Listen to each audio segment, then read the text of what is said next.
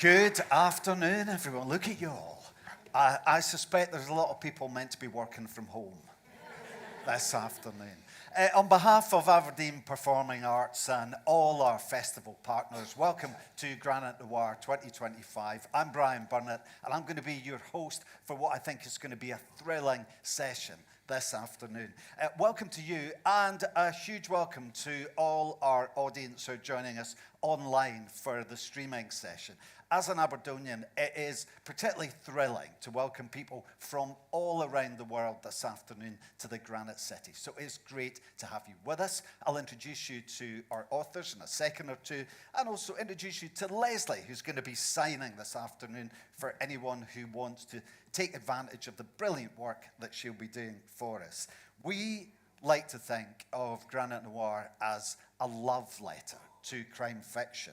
And in today's session, we are showing our appreciation for the kind of crime fiction that has you up all night with an insatiable need to know what's happening next. I think we all know that feeling as you get closer and closer to the truth. Your mind's racing, your heart is pounding, and before you realize that you've not actually been breathing for the past couple of minutes. You're going to feel like that all over again this weekend as we introduce you to two masters of the art of the page turner. Now, the eager detectives among you will have noticed there is an empty seat. That's because Sam Blake, who was meant to be joining us this afternoon, unfortunately was the victim of a cancelled flight, so she can't be with us. However, I see we've still got her book here as a fond tribute. And you will still be able to buy it along with signed copies of the other books. Before we get to those books, it's time for us to meet our local in the limelight, which is where we invite an up-and-coming Northeast author to share their work. Over the past 20 years, Aberdeen Performing Arts has made a real effort to get people participating in arts and culture. And that's why this particular bit of Granite Noir is so important to us.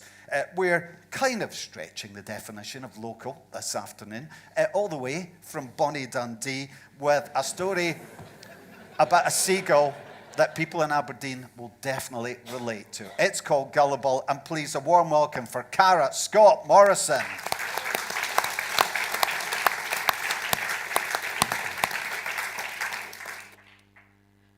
For once, Fraz was feeling lucky.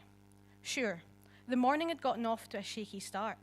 Not only was he up at the arse crack of dawn for some mad employability course that the job centre was pushing on him, but the bastards even had the cheek to hold his benefits ransom until he'd completed it. And to top it off, an AWOL bus pass had forced him to sacrifice his roll money for the fare, meaning he'd had to endure the torturous ordeal on an empty stomach. The second they were finished, and he was no longer a hostage of the state, Fraz grabbed his jacket and legged it to freedom.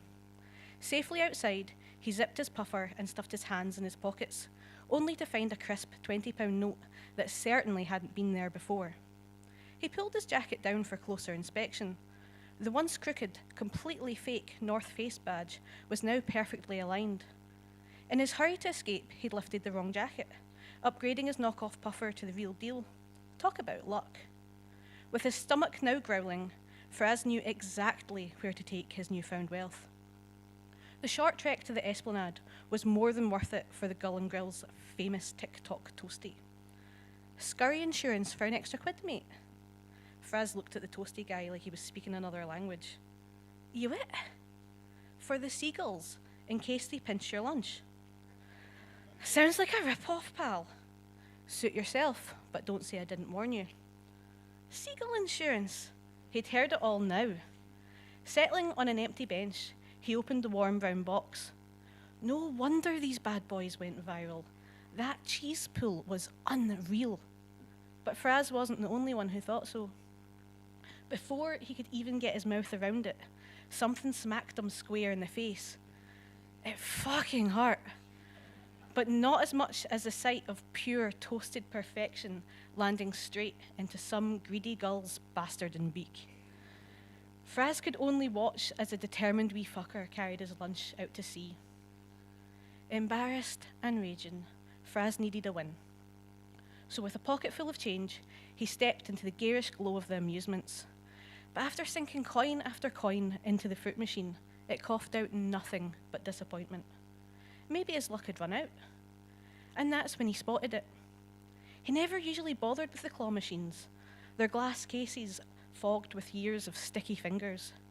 But there, sitting in prime picking position, was a stuffed seagull. At first, Fraz thought the wee bastard was taunting him, but then he noticed it. Zip-tied around its cuddly throat was a clear box housing a mobile phone and a promisingly thick roll of banknotes. Okay, so the phone looked second-hand, but all that cash? For 20p a go, it was worth a punt. Sliding a coin into the slot, he took a deep breath and manoeuvred the claw over the target. Fraz pushed the button, watching the mechanical fingers tighten around the soft skull. As the bird started to take flight, he couldn't believe it. These things were usually rigged. Dropping to his knees, he greedily scooped his prize out of the flap. Delighted that his luck was back on his side, Fraz marched straight out of the amusements and back to the bench, immediately freeing the box from his new feathered friend. He was right about the phone. A bit beat up, but sellable for sure. He pressed the button on the side and watched the screen come to life, displaying the time and a fingerprint icon. Typical. He discarded it next to the stuffed seagull and investigated the real prize. The roll was heavy. He'd never held this much money before, not even in Monopoly. As he peeled 20 after 20, a few 50s too, he realised the notes were wrapped around something. With a firm shake, the contents fell to the floor. A mottled, grey, and undeniably human finger rolled to a stop at his feet. Well, at least he knew how to unlock the phone. But what the fuck was he meant to do? Fling the finger and keep the cash? Nah. Whoever put that box in the arcade was sure to find them. The place was crawling with cameras. And the police? No chance. Fraz wasn't a grass. Without counting it, he pocketed the cash. Then, using a 50 as the world's most expensive napkin, he picked up the finger and pressed it onto the phone's screen. A few wiggles and he was in. But the victory was short-lived when Fraz realised his own face was staring back at him. Unlocking the phone must have triggered the selfie cam. Now they definitely knew what he looked like, and from the most unflatteringly shite angle as well. His mind was racing, stomach turning, heartbeat thumping in his ears. Duff, duff, duff, duff. He didn't hear the squawk. Fraz tried to shield himself as the toasty thieving prick dive-bombed him. He flapped an arm at the bastard, but he only made it angry. It screamed as it took to the sky, circling. Fraz couldn't fight it off a second time. The phone, the 50, and the finger fell from his grasp. He could just make out the glint of a ragged fingernail hanging from the wee shite's beak as it took off. The phone buzzed at his feet. Bus station, 8 p.m. Bring the phone and the finger. Keep the cash. When Monday finally rolled around, Fraz found himself in front of a dusty old desktop, ready to start his compulsory employability course. Thankfully, no one had clocked the jacket. It'd be hard to explain the stains on the sleeve. Right, students, we'll be starting with some IT basics. Touch typing. Everyone, take your right hand and place it on the keyboard. Fraz looked down at his bandaged stump. Well, fuck. So much for feeling lucky. Thanks. Once again, Cara Scott Morrison. Remember where you heard that name first. 10 minutes in and 11 swearies. 12 if you count wee shite as a swearing. That was brilliant. Thank you so much for sharing it with us. Let me introduce you to our two authors this afternoon. Tony Kent, first of all, combines being a best-selling author with a day job as a practicing criminal barrister. His pacey thrillers have seen him compared to David Baldacci and Lee Child. In The Shadow Network, which is the book we're going to be talking about today, he's once again created a really complicated web of lies and secrets and double agents. It is an absolutely terrific read, and as our own Ian Rankin says, Tony's books are absolute belters. And if you thought being a lawyer and a writer was a tricky balancing act, try being James Oswald, who has somehow managed to find time to write over 20 books, whilst at the same time running a 350-acre livestock farm in northeast Fife.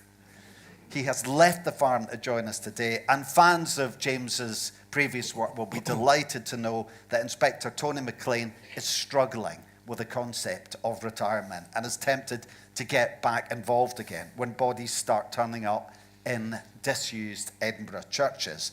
It's sometimes creepy, it's always gripping, and for our sins will pull you into a world of secrets and danger. Please give a Granite Noir welcome to Tony and James.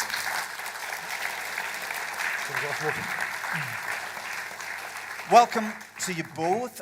We're going to chat for a bit. Then towards the end, I'd love to open this up and get your questions as well. And also, by then, you'll have fallen in love with these guys and their books, and there'll be a chance for you to go to our Waterston signing table and purchase signed copies of both the novels, and Sam's as well. This is all about gripping thrillers.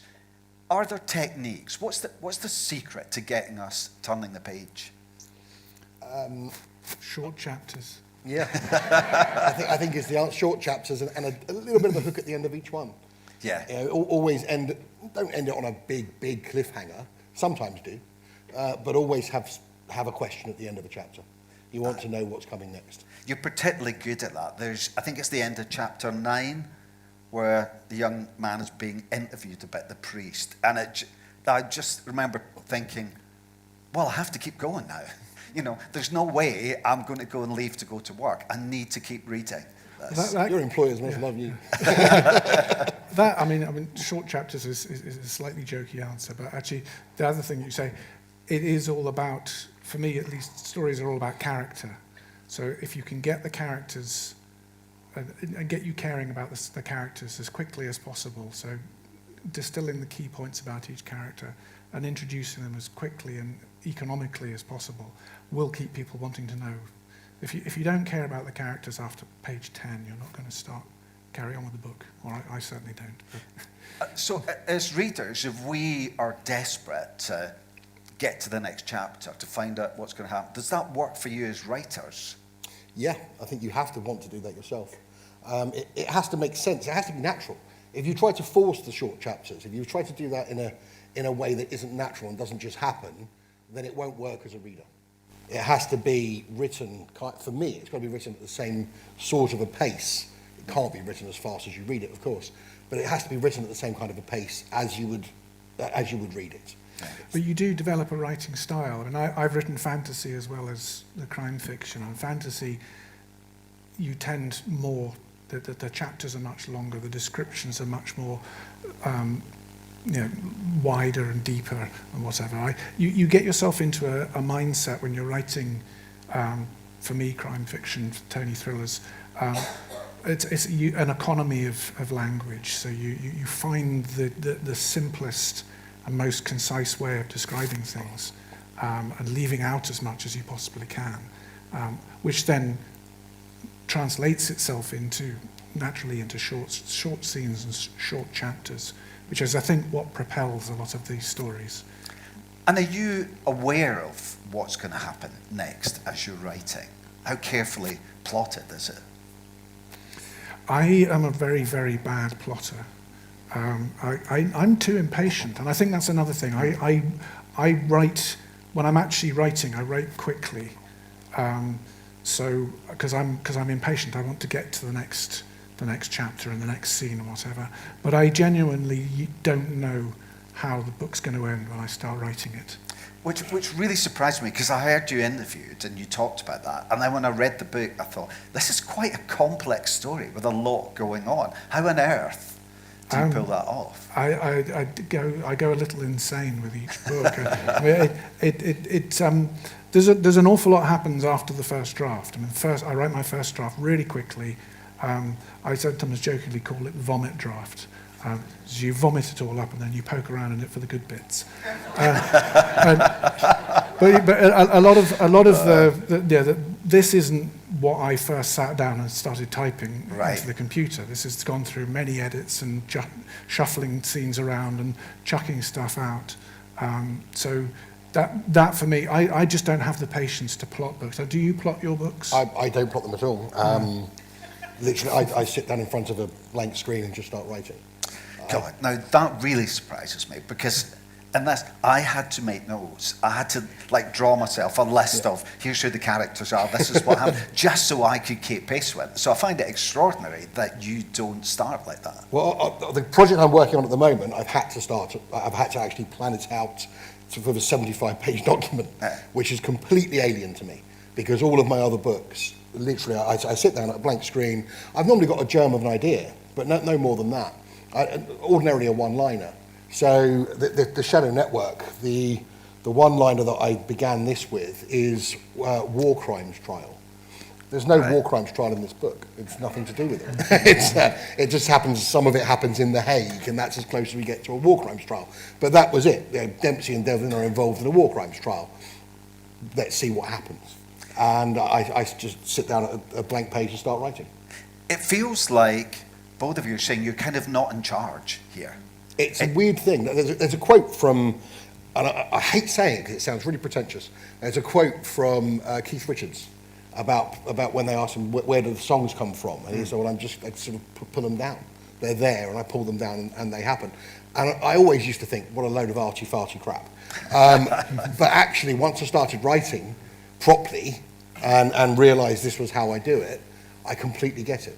It is like you're plucking something that's already there. And for you, James?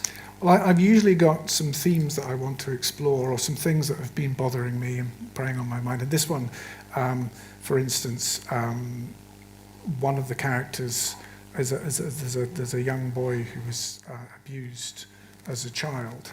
And it had come out, I went to, at a very, very young age, to a boarding school in the south of England, which is why I don't sound like a fifer.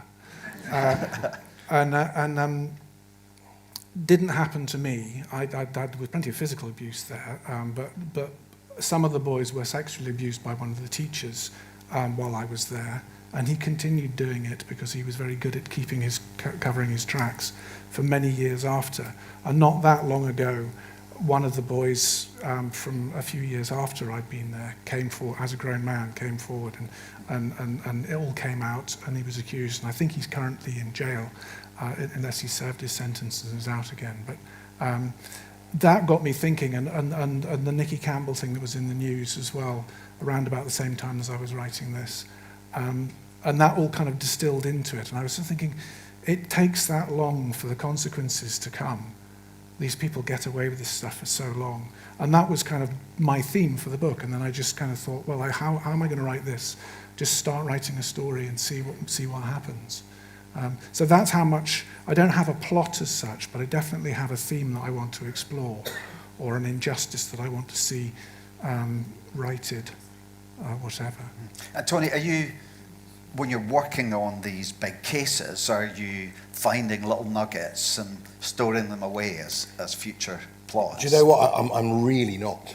The books I write are, I have two main characters. One is my James Bond, Jack Reacher type called Joe Dempsey. He's my primary main character, series character. His best mate is a barrister who comes from a slightly dodgy past. But the fact that Michael is a barrister, Michael Devlin is his name, the fact that he's a barrister is almost purely incidental. You almost never see him at work. The second book is actually him defending a trial, Marked for Death. But other than that, you almost never see him at work. He just happens to get into these scraps because of the position that he's in, the people he knows. And so almost none of what I write is around the law, even though one of the main characters is a barrister. And the reason for that is because I still do that job full time. So I appreciate how entertaining that job would seem to everybody else. I write still for a hobby.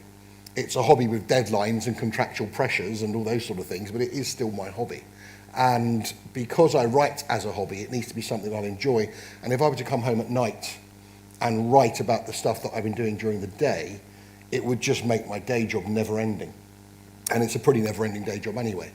And the other reason is because I specialise in organised crime. My specialty is defending allegations of organised crime.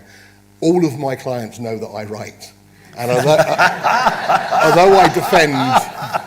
I do my day job under a slightly different name, they know that Tony Kent is Tony Wyatt and that Tony Wyatt is Tony Kent. And if any of them were to find something in my books that made them say, hang on a minute, that looks a bit familiar, my kneecaps might not go the right way for much longer. So, well, presumably the Bar Association would have something to say about it if you started... I'm less worried about them. Well, they won't do your kneecaps, I guess. Because someone like mild-mannered James has to imagine the darkness and has to imagine these dirty deeds, but you're seeing them and hearing about them every day. Does that give you an advantage, though, over other writers? I don't think that does. I grew up in a really rough environment. I didn't come up with where most barristers come from. I grew up in a fairly rough environment, around fairly rough people. I knew a lot of people that were robbing banks and doing this and doing that. As I was growing up, I knew very well. I became a barrister because my oldest brother had a trial for a jewellery robbery that I watched and I was very taken with and thought, that's a good job, I'd like to do that. So my entire background is very much immersed in that world. So I'm not sure whether it's the job that gives me that advantage or just the general background anyway. The one advantage I do have, I think, is in violent scenes because of the boxing that I boxed for a very long time. I was for a lot of fights for a long time. And I think that made me understand the reality of violence better than most. Yeah. And I hope that comes across in what I write, as I try to make sure the fight scenes are realistic. One thing takes me out of a book is when you read something and you're thinking, all right, this guy's never, ever been in a fight in his life. You know, somebody's throwing a flying knee strike to somebody else's head, and you're thinking, this is a pup. And that guy there's just no possible way. So I think I have a slight advantage in knowing how fights work from a practical point of view. But that's more to do with my sporting background than anything else. It's fascinating to hear your backgrounds. I'm already pitching a cop thriller about these two different characters. One who grew up amongst bank robbers, the other who went to boarding school. And how do they get on? You know, you're at boarding school. What part did stories and books play helping you through that experience? Well, I mean, I'd always been, I was a very precocious reader even before I went to boarding school. I was very fortunate to grow up in a house that was full of books and with parents who didn't care what we were reading as long as we were reading. So I just read the whole time, but certainly at school, because it was a thoroughly miserable place. I mean, this was a horrible home counties boarding school for ages 7 to 13, but I was not quite 7 when I was sent there. And in the mid-70s, so you can imagine what it was like. It was grim. In fact, it came up on social media the other day. Someone posted, what's something that you got in trouble for at school? The most stupid thing you got in trouble for at school. I had one of my school exercise books. On the front cover it said, you had like name, house, letter, school name, and I'd written in Colditz Castle. I mean, this was 1970s. We were obsessed with the war. The headmaster at that school had fought in the war and bore a huge grudge against it. And he saw that, and I was basically given the most horrendous punishment for that, just for writing Colditz Castle. How old were you? I think I was about 9 when that happened. I was beaten. I was made to run around the school playing fields, given a cold shower, and then told to do it all over again. And I think for an entire afternoon, just for writing Colditz Castle. And he was a weird guy. That headmaster. He should never have been in charge of children. But you could say that about the whole school. So I mean, you say I'm very mild-mannered, but I've mined my 5 years that I spent at that school, and I've mined that for all sorts of grim, horrible things over the years. Let's talk about the book. We'll talk about them each in detail, and then, as I say, we'll get the chance to chat some more. It's really great to have you back at Granite Noir because it all began in Aberdeen for you, didn't it? Well, I was at university here, and then after graduating, couldn't think of anything better to do, so I started writing. hoping that someone might pay me to do it, but they didn't. And I fell in with a bunch of ne'er-do-wells who were into fantasy and science fiction and comics and stuff. And we produced for quite a year or so, a fanzine, a monthly fanzine that we printed on photocopiers and sold in pubs and things called From the Sublime. And I had a few stories in that. And through that, I met a chap called Stuart McBride, who I think one or two you may have heard of. Me and Stuart got on really well. We collaborated on some comic scripts and things. And then I moved down to Edinburgh and he stayed up here. And he, when he got his first break with Cold Granite, the first Logan McRae novel, he phoned me up and said, great news, I've got a publisher, HarperCollins, are going to publish the book. And you should stop writing all this dragon nonsense that you're writing, James. Crime fiction's the thing to do.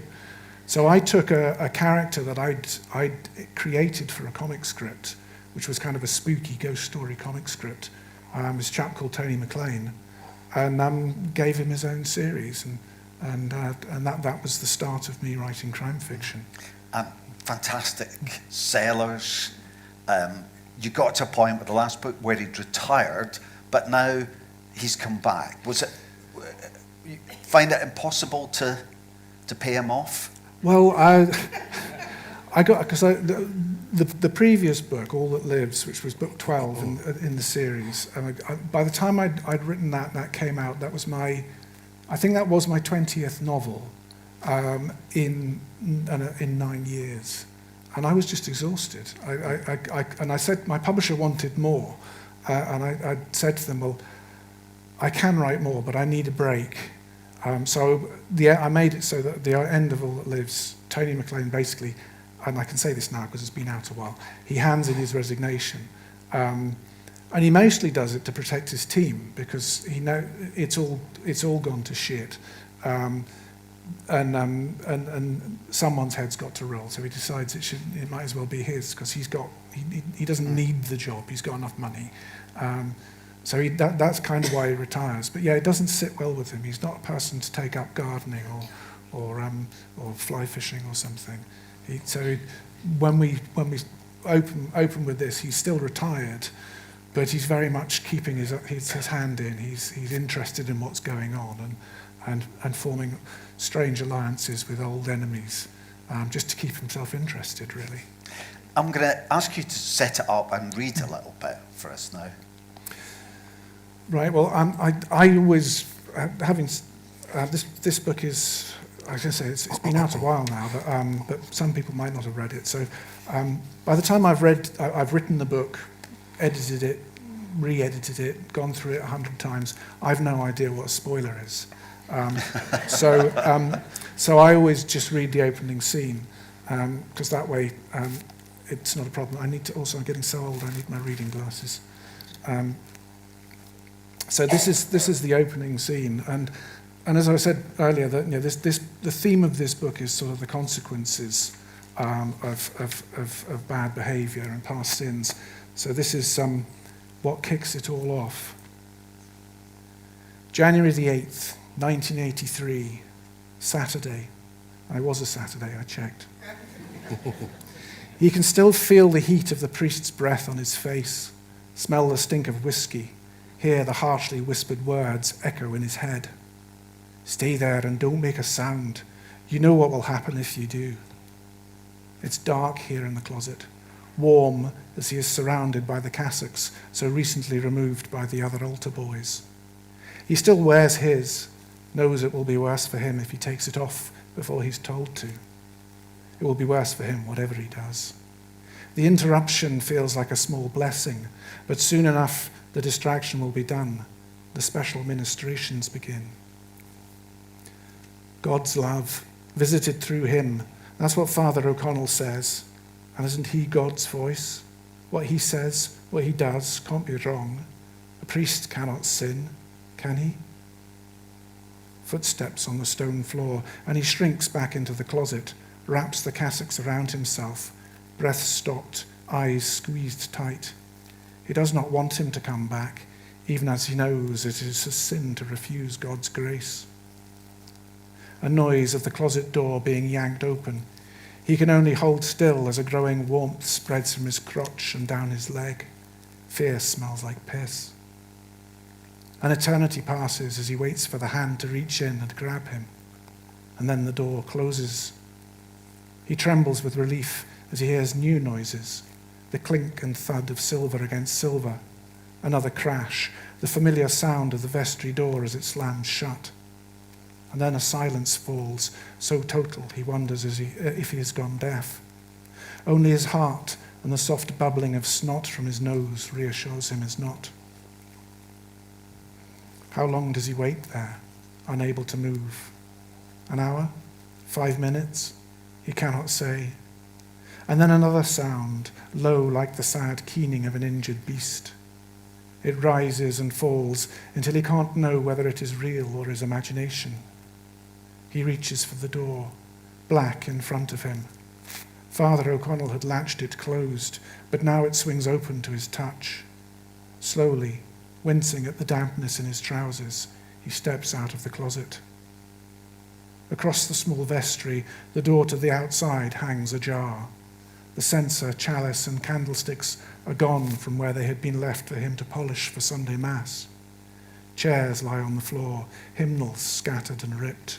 The priest is nowhere to be seen. He should flee, he knows, run all the way home. But he knows, too, the hell that awaits those who disobey God's will. And who knows God's will better than a priest? Slowly, reluctantly, he walks a squelching path to the other door and the nave beyond. Father? His voice trembles and squeaks. He knows it will annoy the priest, but there is no answer from the gloom, no light from the dirty stained glass windows, only fat candles on the altar to cast any illumination. Father? He takes the 2 stone steps down, passes the pews and into the aisle. A nod of the head, the instinctive sign of the cross as he turns to face the altar. And that's when he sees. Father O'Connell lies on his front, arms wide as if he's genuflecting. But he is still, so still. No sound of murmured prayer. A step towards the altar uncertain. Then another, and a third. He cannot see the priest's face, his lank black hair splayed out around his head like a fan. Longer than it should be, it spreads past his shoulders, down the steps to the chancel. Not hair, blood. He crouches by the still form, unsure what to do. There is so much blood. Is the priest dead? Before the thought has faded, a hand reaches out and grabs his wrist. That same hand that has touched him too many times before, administered God's special grace. He tries to pull away, but the grip is too strong, the weight of it heavy as the priest pulls himself slowly around. Bloodshot eyes, crazy and wide with something that looks like fear. Flecks of bloody spittle cover his lips, spot the rough stubble on his chin as the priest croaks in a voice laced with panic and despair and utter terror. Help me.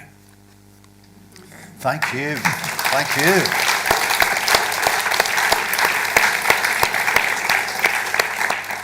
I want you to read my bedtime story tonight. I mean, that was beautifully done. Brilliantly read, wasn't it? Well, then I'll give you You sound so much more Scottish when you're reading. Aye, that was great. With all its kind of mortal sins, sacred rites, and all the rituals, why is the Catholic Church so interesting to write about? I think, I don't know, it's just kind of, it's, as you say, it's the sacred rites, it's the mysteries, it's the secrets, it's the ritual and everything. It taps into that idea of otherness, and the tacit admission of a afterlife of angels and demons and supernatural beings that may or may not come and interfere in your life. That's my playground, as it were, when I'm writing fiction. So it really fits really well. Because you're going to write about the Catholic Church in your next book as well. What's the fascination for you? It's not the next one. It's coming. It's not the next one. I was brought up very Roman Catholic. I was in the Vatican this summer for my friend to be made an archbishop. So we're quite sort of fully in the church. But I find it fascinating. I find it completely fascinating. I find the theology side of it fascinating. I find the institutional side of it fascinating. Every bit of it. There's so much to it that there's just so many different avenues you could go down. You could write a book like the Da Vinci Code. Well, I wish I could write a book like the Da Vinci Code. Like, you could write a book like the Da Vinci Code, which goes down one particular route, or you could write a book like the one I'm writing, which is all about the Vatican Bank and how it could be used for money laundering, and how having control of the Vatican puts you in control of the best money laundering apparatus in the world. And those are two so completely different things. One's entirely theological, one's about the reality of the church, the other's about the practicality of the church and how it could be used. And there are so many other avenues. Those are just two. There are very few institutions on the planet that give you so much scope for fiction as the Catholic Church. Forest is very much a picture of Edinburgh as well. You know, you write about the dry sandstone tenements, the windows grimed with salt spray from the Firth of Forth, the brutal concrete monolith that's the John Lewis department store. How difficult is that? At least they still got a John Lewis. How difficult is it when you're sitting looking at your room at the coos and the sheep and the farm? Well, it's a funny thing. I did live in Edinburgh for a while. I did a postgraduate degree, curiously, in artificial intelligence. And I lived in Roslyn for 5 years, whilst my partner was doing a PhD at the Dick Vet. So I do know the city reasonably well. But I did find, when I wrote the first two books in the series, Natural Causes and the Book of Souls, I was living in mid-Wales. And just everything was coming from my memory. This was before we even had Google Maps, so I did have to do it all from memory. And I bought myself a couple of Ordnance Survey Land Ranger maps of the city and the surrounding area and pinned them on my study wall. And I'd use that as a reference, and I'd worked just off in a call centre just off Leith Walk, so I could remember the areas like there. I'd worked briefly in a bank in the Grassmarket, so I could set stuff there. I knew Newington quite well because I'd lived there as an undergraduate, and a lot of the early scenes in my early books happened in and around Roslyn, Straighton, Midlothian, that area, because it was stuff I could remember. Yeah. And of course, I sometimes get stuff spectacularly wrong. So I was looking at the map of the area where I'd worked in a call centre, which is just off Leith Walk, and then you only have to go like a thumb width north, and you're in Trinity. So I remember walking around that area in my lunch break and thinking it was a bit run down and daggy, because that isn't Trinity, that's the bit below Trinity. Yeah. But I described Trinity in Natural Causes, I think, as being full of drug addicts and prostitutes. Wishful thinking. Well, I had a very irate email from someone saying, "I think you'll find that's where all the judges and lawyers live." So I emailed him back, said, "I rest my case." But yeah, so I do get stuff wrong, but when I'm describing a place, I mean, apart from, there is actually a scene, if I can find it in here, where Tony McLean's thoughts about the new hotel in the St James Quarter are described. But I tend to try and describe the feeling of a place rather than the actual physical thing. So that salt spray on the windows and things like that, I'm not trying to describe exactly what the building's like. I'm just giving you little snapshots. And that's kind of how I look at the world anyway. And it's all in my head. Let's find out how you look at the world and talk about Shadow Network. It begins with Con, who's a lawyer. He's been caught up in what we believe is a terror attack. He's faced with a choice. To run into the open was to risk death, but to stay might just guarantee it. What happens next? Oh, what happens next? Well, Con is one of those characters that I like to start a book with, in the sense that he's not a main character. I always like to start my book away from my main character so that you can just start with a bang. If you start with a bang, that normally means someone dies, and if you've got your main characters there, then that means they die, so you can't have them. It's a bit of a stumbling block. Exactly. So we meet Con at the beginning. Con is effectively our gateway into this plot. The plot of the Shadow Network is all about Russian espionage, a 100-year-old Russian shadow network that has been manipulating world events throughout all that time. And they are based in Russia and America. They have agents embedded here, there, and everywhere. And what we find with the Shadow Network is Dempsey, my main character, and Devlin are dragged into the outcome or the aftermath of this terrorist shooting. And what they discover is it's not a terrorist shooting. It's designed to look like one, but in reality it's a targeted shooting to take out 2 lawyers and their covert informant, I suppose you'd call them, the person who's about to tell them the things they need to know. And once discovering this, they then find themselves targeted by the network. Now, for various reasons I won't go into, because you read the book, the network is temporarily slightly weakened because of interest elsewhere. So they are able to get to the bottom of something that otherwise would be much too big for them. And it's all about their investigation into what this is and to discover whether or not this mysterious, mythical, century-old figure called the monk can possibly really exist. Devlin and Dempsey see each other as family. Yeah. What's the relationship? What do they give to each other? I think they're both unique in their own way. Dempsey comes from the first book they meet each other is when they first become friends. And we see everything that Michael loses at that time. Michael was somebody who has lost his family and then loses the rest of his family throughout the first book. And what Dempsey is the man who comes in and puts a stop to that and protects him in a way that only a brother would. So in that way you have that connection. Whereas for Dempsey, he's living in a world where you just can't trust anyone. He's living in a world where you just don't know who is the next double agent. You just don't know who is the next betrayal. And we see throughout the books just how often he is betrayed by people that he would ordinarily care for, or people he does care for. That's what makes it a great read as well. Yes. I'm going to get you to read. No pressure after James's I can't match that. I'll read a paragraph. Yeah, and feel free, in the style of a barrister, to pace up and down and convince the jury of this. So let's have something from the Shadow. I'll read literally the first page, and then I'll stop somewhere totally random because nothing particularly exciting happens. But since I need to read, I'll read. It's a banging opening though. Thank you very much, but unfortunately it's across a couple of chapters and we don't have time.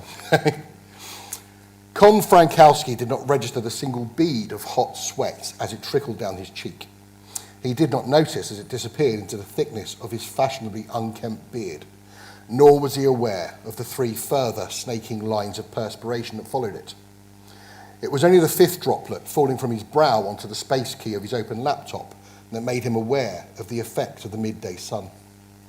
He wiped away the wetness as he glanced up from his screen, his concentration replaced by anxiety.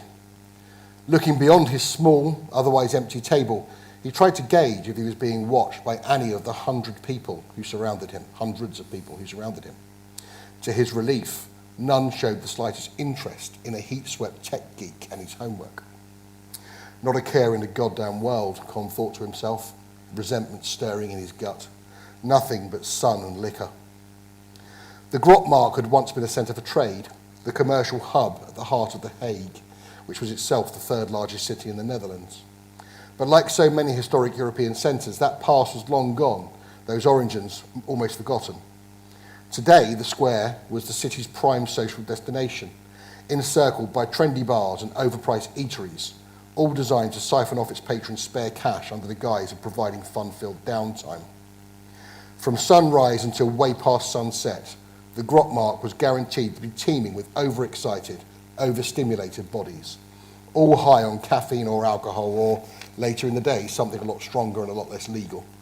Throw in the unusually tall average height across the Dutch population, and a man of normal size, a man like Con, could easily get lost in a crowd like this, which was precisely why he had chosen this location for the meet.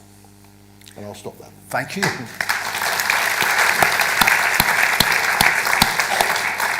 You tell great stories. How much of being a barrister is being a storyteller? It depends on the kind of barrister you are. There are very different kinds of barristers. My kind of barrister is 100% a storyteller. Right. Everything I do in court is designed to be able to make the barnstorming speech. I became a barrister for a number of reasons. One of them, I told earlier, I saw my brother in court and I was very taken by it. That's all very true. It's also because I watched too much TV and too many films, and I watched A Few Good Men many, many times, and I watched A Time to Kill many, many times, and I took them to heart rather more than most barristers do, and that's been the basis of my practice ever since. I try to cross-examine like Tom Cruise in A Time to Kill, Right. Yet to succeed. I try to make a closing speech like Matthew McConaughey in A Time to Kill, and that I have done a few times.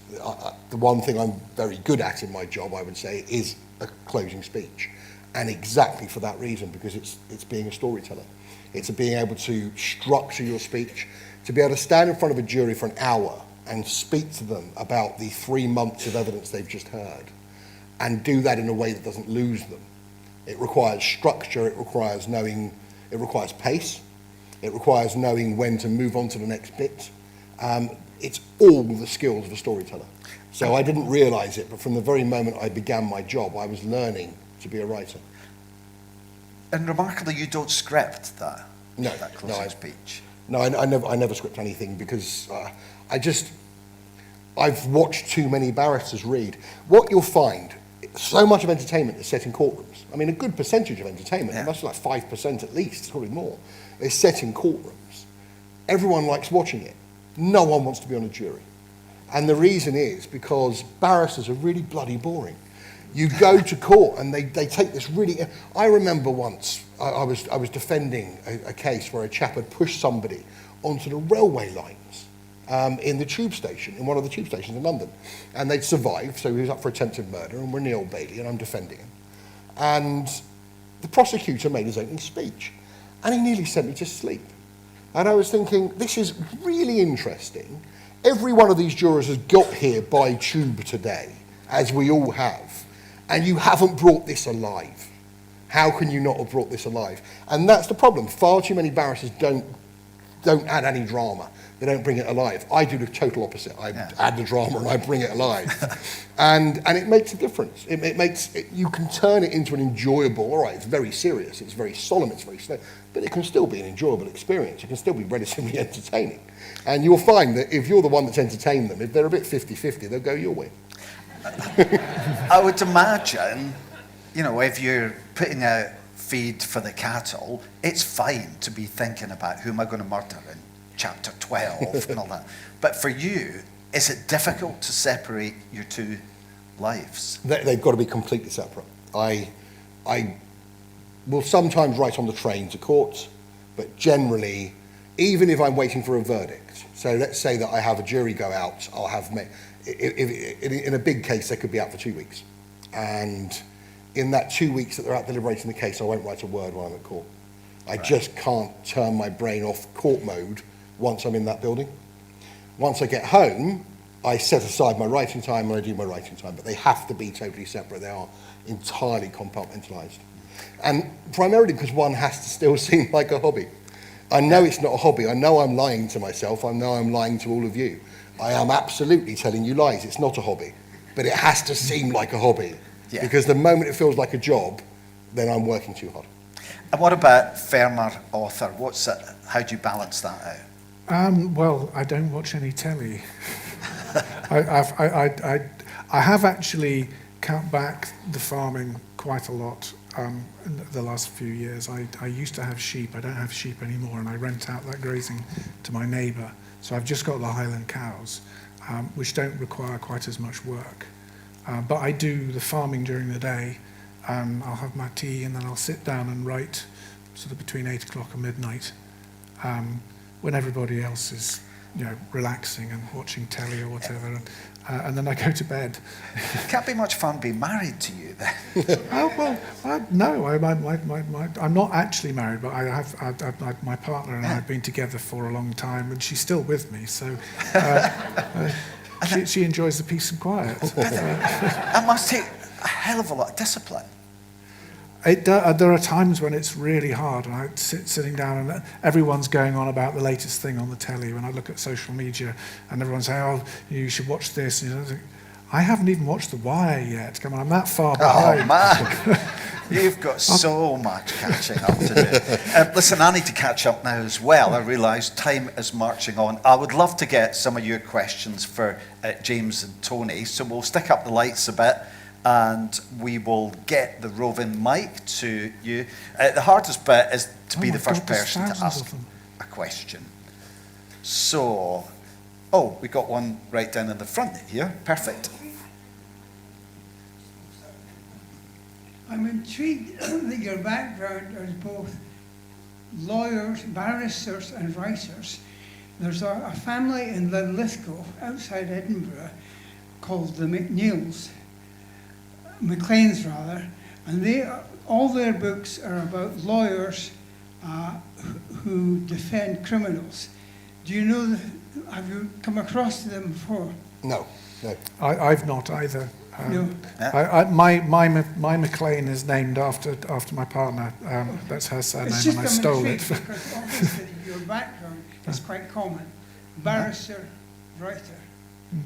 So, well, once you've caught up on The Wire, you can catch up on those. I catch up on those. Thank you for that. Let's get another question. Gentleman right in the middle there. We'll pass. You're now being swamped by radio mics. Just a question for Mr. Oswald there. Do you drive an Alpha? Not all the time now. I used to. I do have a classic Alfa Romeo. What gave it away? There's too much love in there, that's what it was. I've seen pictures of that. My first ever car was a knackered old rusty Alfa Romeo, and I've loved them ever since. Okay. Car-related questions, crime-related questions. We're open for it all. Right up at the back. Let's get sprinting up there with a microphone and let's get your question. It's a question from Mr. Kent. You said that the thing that causes the pacing is short chapters.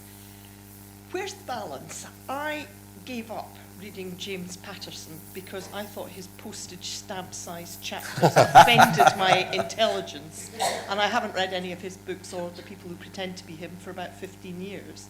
Where's the balance between short and intelligent?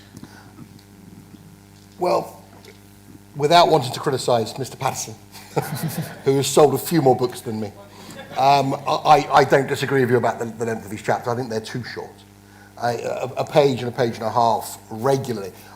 In the book I'm writing at the moment, there is a one-page chapter. I imagine once it's off my screen, it will probably be about a page and a half. But when I say short chapters, I mean generally about 5 or 6 pages. I think you get a lot of information into that. A lot can happen in that amount of time without it dragging on. I mean, effectively, a chapter will be as long as it needs to be. So there will be a one-page chapter. I've got a cross-examination in my second book, which is a full 30-page chapter, because it's a technical cross-examination about cell sites, and it required that length of a chapter to actually get the whole thing beginning to end in there.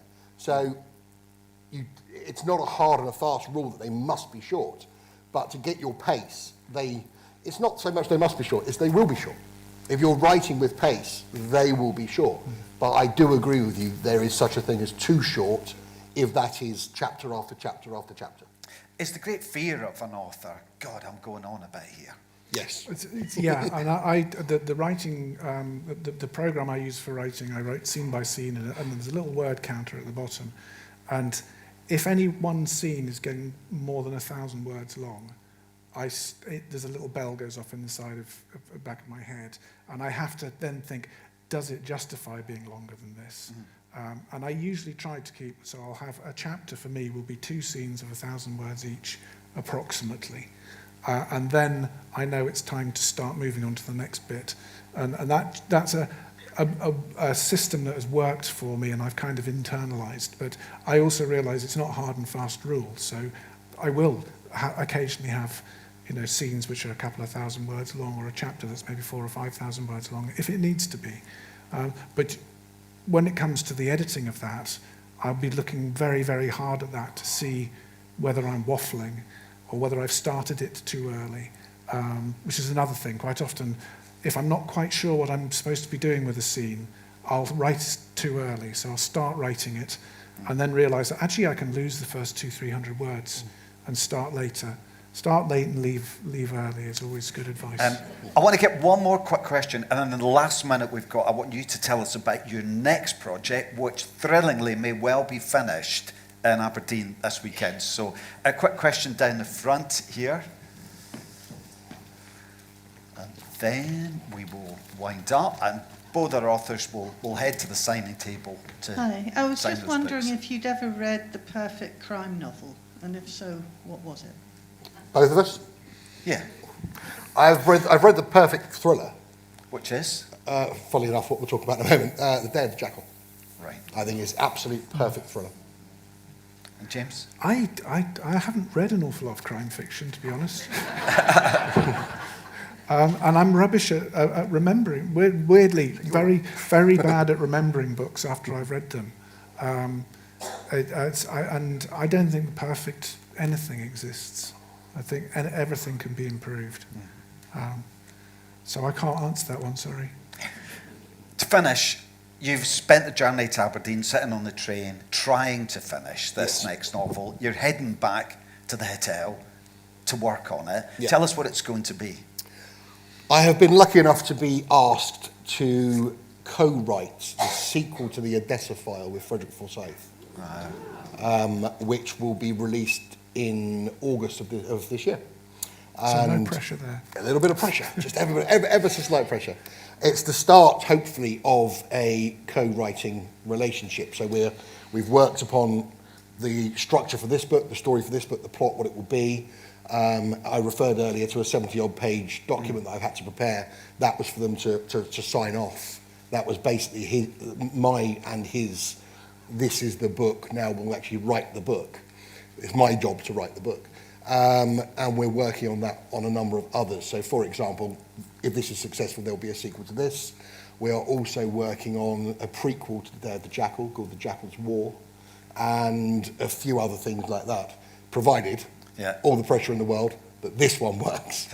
But I will hopefully be finishing it tomorrow morning, I would say. Brilliant. Yeah.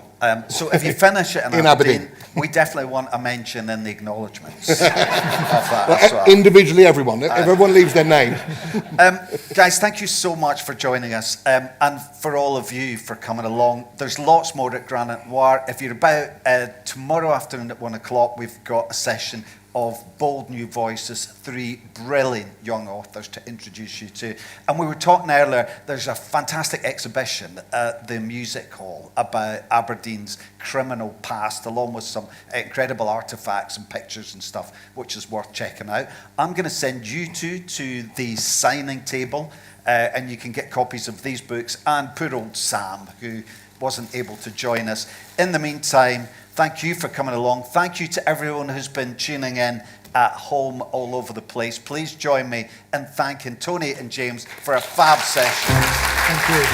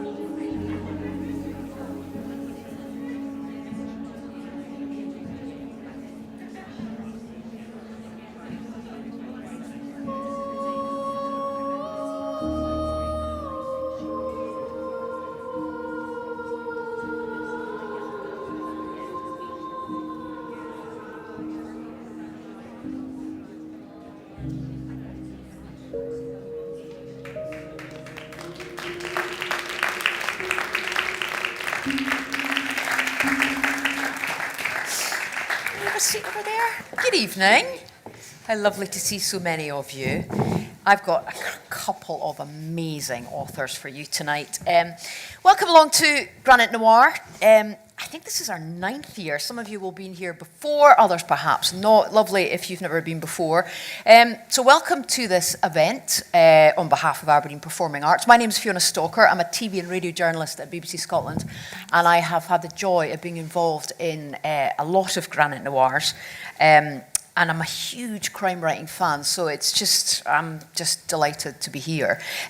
Shortly, I'm going to introduce you to our authors, and we're just going to have a chat. We've had a fascinating chat leading up to this, some of which we can talk about, some of which will stay off the record. Yeah. Well, we'll see. And at the end, I think is one of the nicest bits is you guys get to ask questions and anything you want. We've got a roving mic. We've got some brilliant questions last night, if anyone you were here last night. But before that, we have another treat. I'm just check we've mentioned everything. Yes, we have. Right. But before we do that, I want to introduce a local storyteller to you. Lexi Cunningham is a local writer who has been selected to read a short story. Lexi, it's all yours.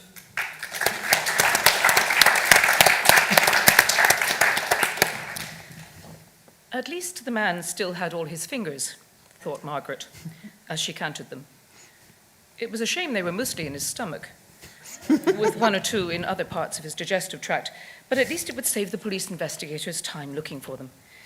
Of course, on the downside, stomach acids played merry hell with clear fingerprints, but you couldn't have everything.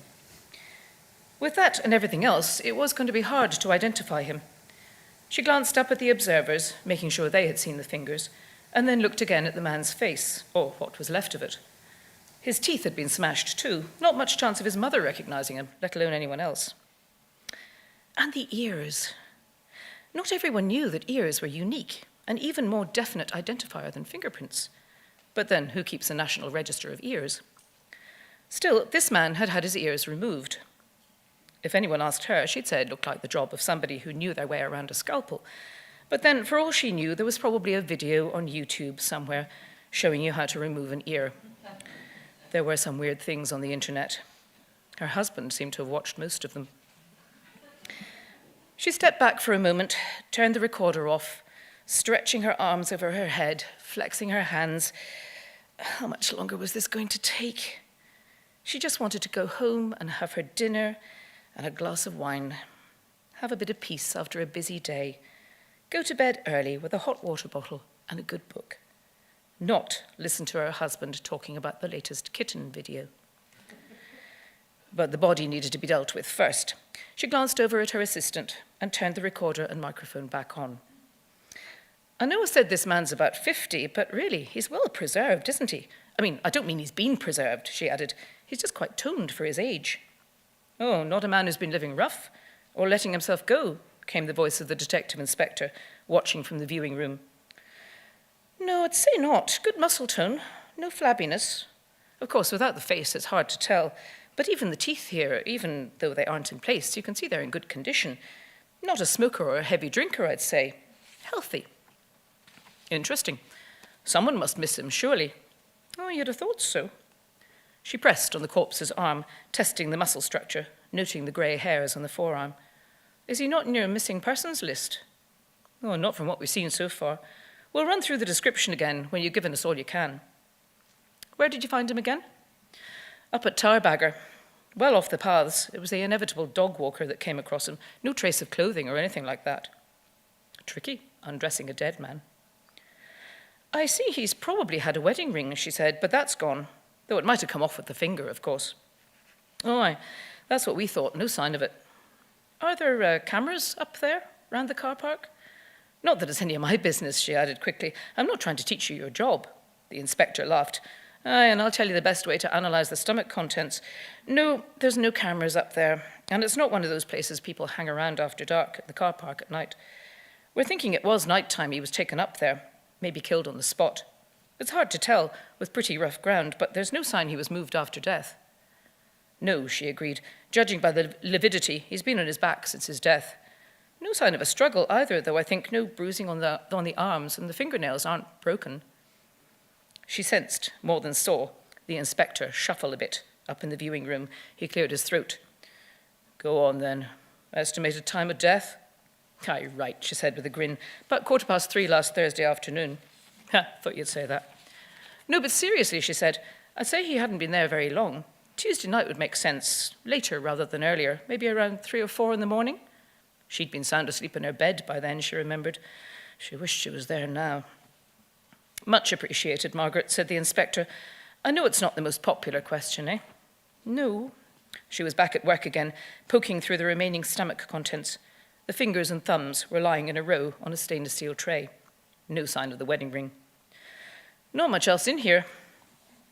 Do they all match? Weird question, I ken, but are they all his and all? I'll take a closer look when I'm done, she said. Nothing now to say they're not. They look about right. Oh, I need to dot the I's and cross the T's, he said apologetically. No, there's nothing else barring the usual residue. I'll have it checked. Nothing I can identify with the naked eye. I thought maybe if he didn't struggle, he might have been drugged. She smiled a little behind the mask. Yes, it's a fair point. Of course, we'll check for any traces. And we'll record DNA samples, if you ever find someone to try to match them to. Aye, thanks. Thanks for the vote of confidence. Oh, I'd say you'd find him, probably. A well-maintained fellow like this, he'll have someone coming looking for him, sooner or later. Someone looking for him, sooner or later. The words bounced around in her head sometime that evening, as she settled in at last with her steak and chips and her glass of wine and her book. There would be, no doubt. She listened for a moment. Silence. None of the gasps and groans she was used to. None of the irritating commentary from the other armchair as her husband insisted she watch some other stupid little video on whatever the latest social media site was he had found interrupting her reading. His fingers used to tap, tap, tap at the screen, flicking nonsense up and down so she too could appreciate the playful kittens, the horrific car crash, the outrageous political statement. He'll not be using those fingers again anyway, she thought, remembering them lying in a row on the stainless steel tray. Her cases were packed. By the time anyone came looking for him, she would be long gone. Thank you.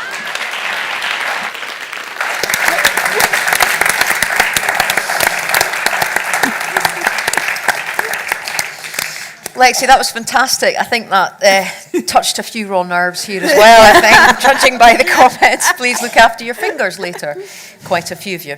Let me introduce our authors now, and also the wonderful Leslie, who is signing off to our left, who has been our companion on many Granite Noirs, and I have promised to slightly slow down my speaking for Leslie. Noted. First of all, Harriet Tice, who hails from Edinburgh and worked as a criminal barrister for nearly a decade before escaping to complete an MA in creative writing. Harriet was saying, and I seem to remember this from before, that she was at Granite Noir before in 2019. Yeah, that's right. And that was her first event. And I remember diving into Blood Orange at that point thinking, wow. Well, 4 novels later, Harriet's back again, which I am so excited. And I'm delighted that I get the chance to chat to you again.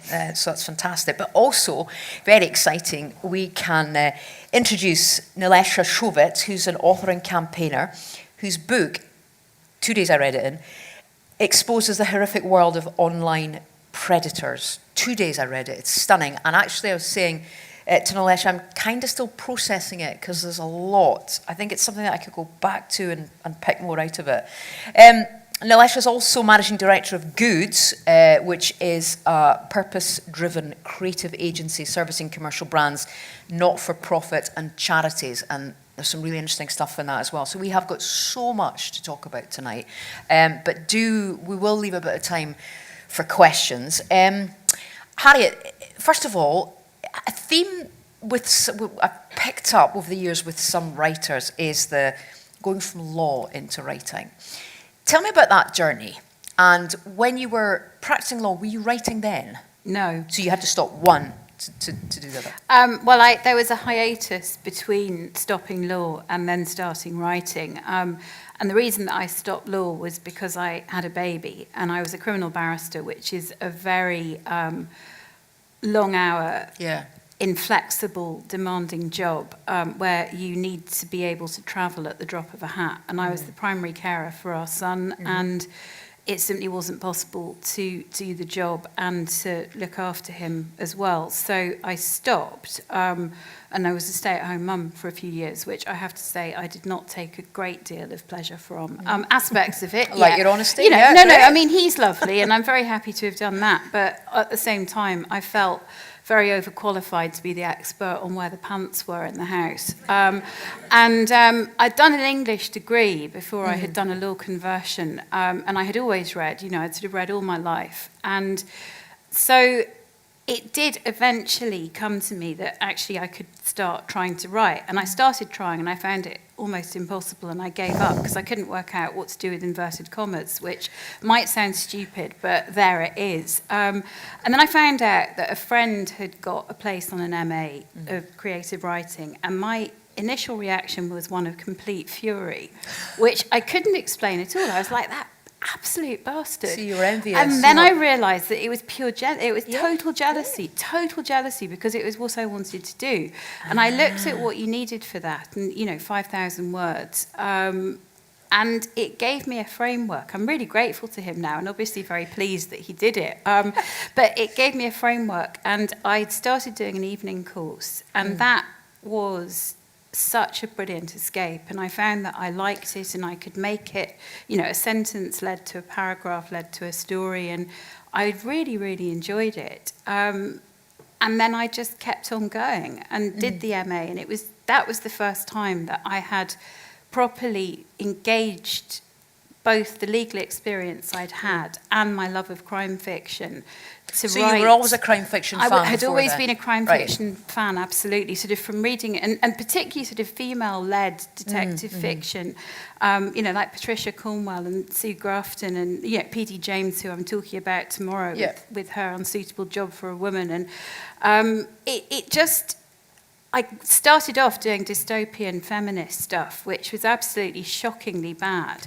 And it was only when I embraced the fact that psychological thriller was the thing that I loved, why shouldn't I have a go at writing it? But that, with the criminological legal aspect that I've brought in with, as you picked up in all of the books, that it's sort of woven through. Yes, absolutely. And it seems to have given me a niche that I really enjoy inhabiting, and that I really enjoy working with. So, and it is hugely pleasing that work I did in my 20s as a student on literature, plus all of the experience of being a criminal barrister, is something that I've been able to repurpose with a second career that, I was first published at 46, and that I get to do it now.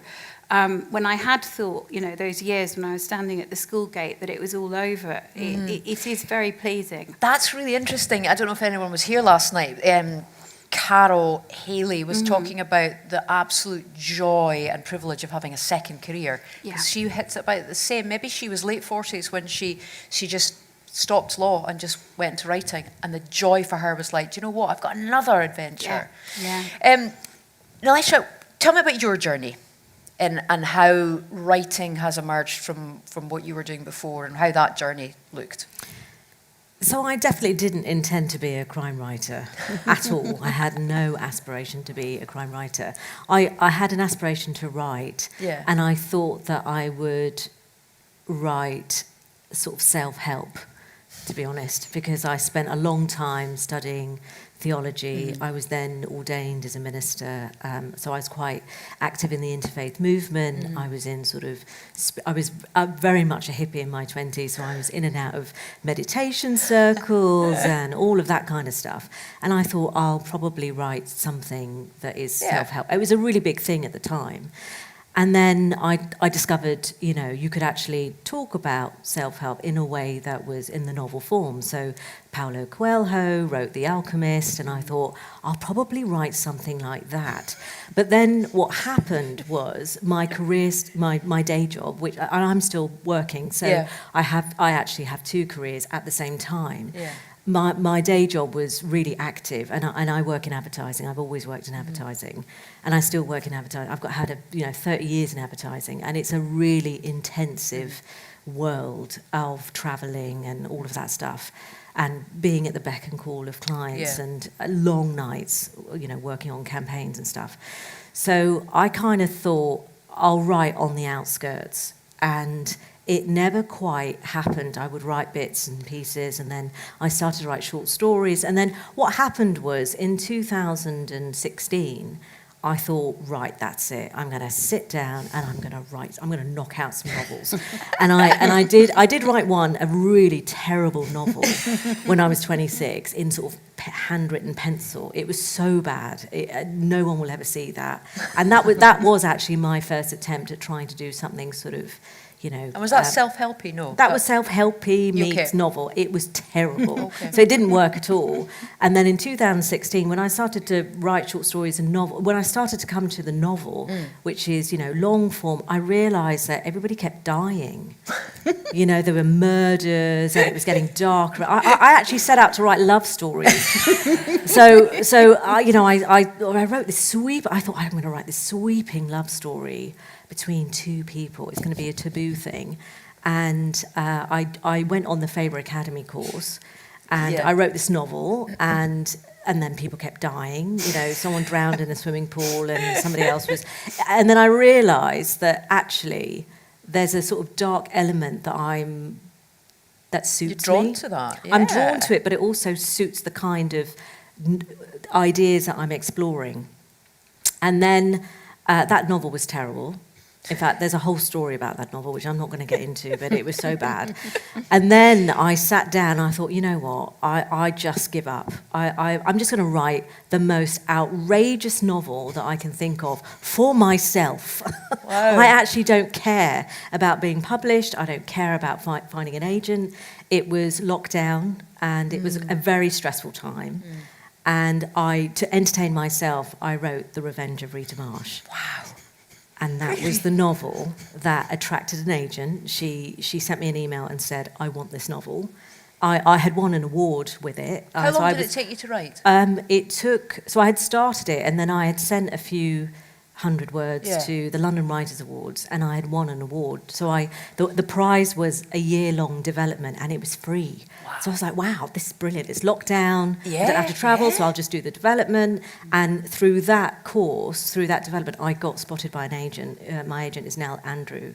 And she wrote to me and she said, I've just seen your synopsis and I want this novel. That's amazing. And I said, it's not ready. What did that feel like? It was incredible. It was incredible because... You thought, oh God, I've got to do it now. I said to her, it's not ready. She said, I don't care, just send me anything. Just send me short stories, anything you've written. And I went into a panic because everything that I had written was terrible. And also my style with Rita had completely changed. So the book took me to a place that was so extreme that I didn't... And I think it was because we were in lockdown.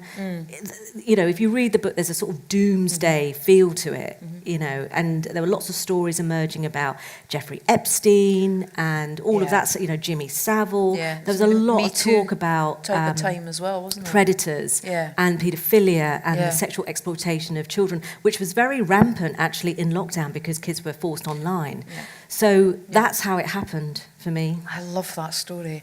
I'm going to ask, I'd like to know a wee bit about your books, or the audience about your books, Harriet. Tell me a wee bit about your latest one. Tell me about it. It's about 3 women, each of them seemingly in very separate circumstances, who are eventually brought together in a slightly madcap way. That we have, it opens with a woman who has just about to spend her last night in prison after a 3-year prison sentence. And the next day, she has been unexpectedly been put in the cell with someone that she doesn't know who's serving her first night.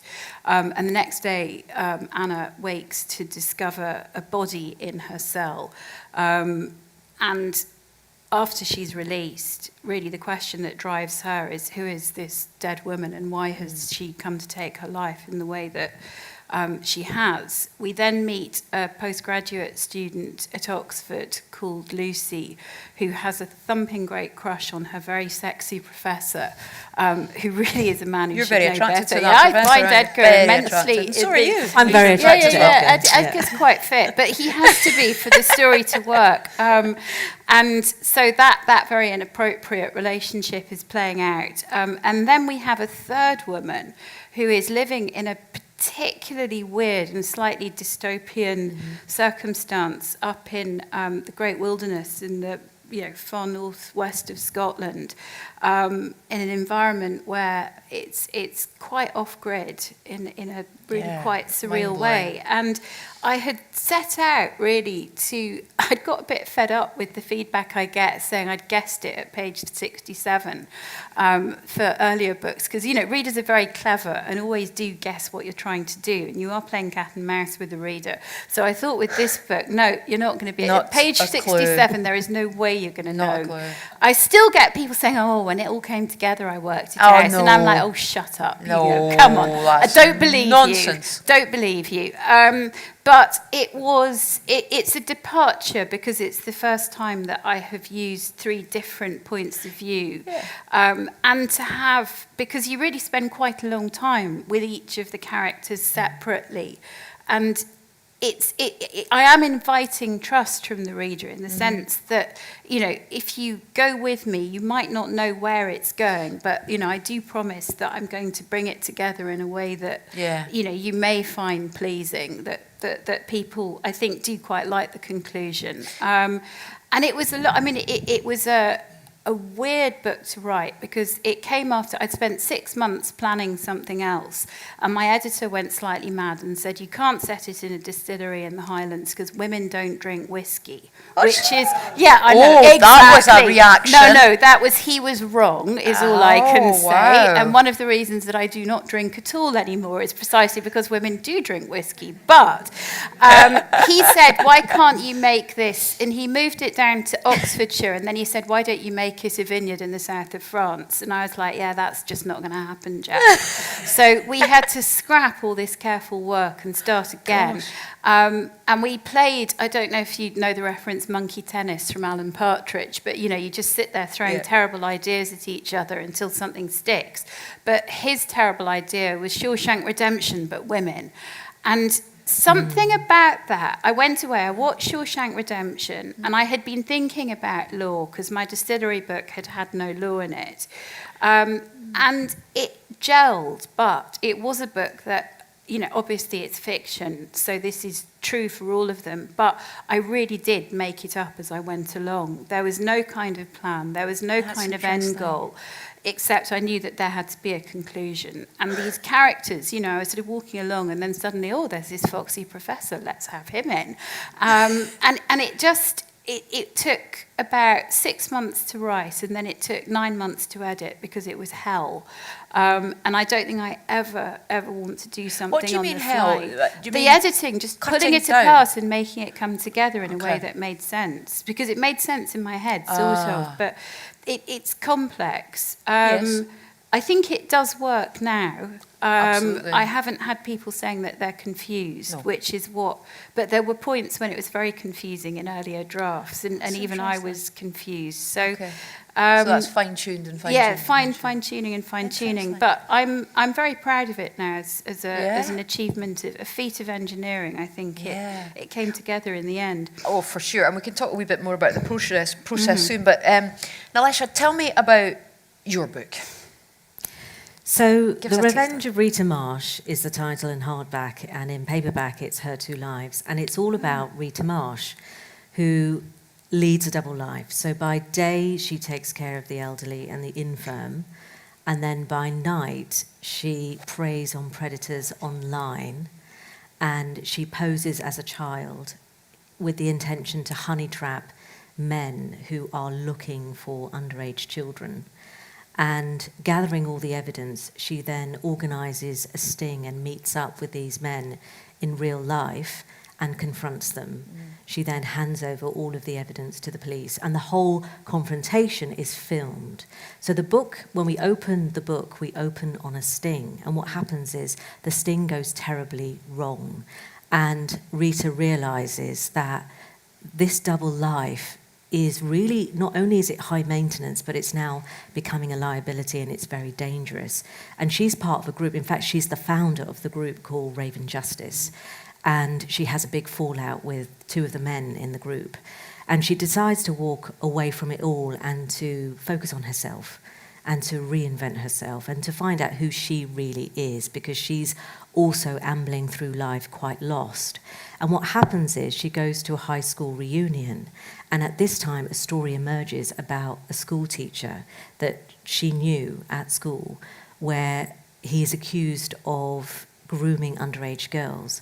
At the high school reunion, she reunites with a former friend of hers called Layla, and it emerges that Layla was one of the girls that was having an affair with Stellans. And what happens is that she is thrown much deeper into her paedophile hunting than she would like, because she has very strong feelings towards Layla, so she has no choice but to avenge for the wrong that Layla has endured, because Layla, as a victim, is struggling to accept that she has been abused.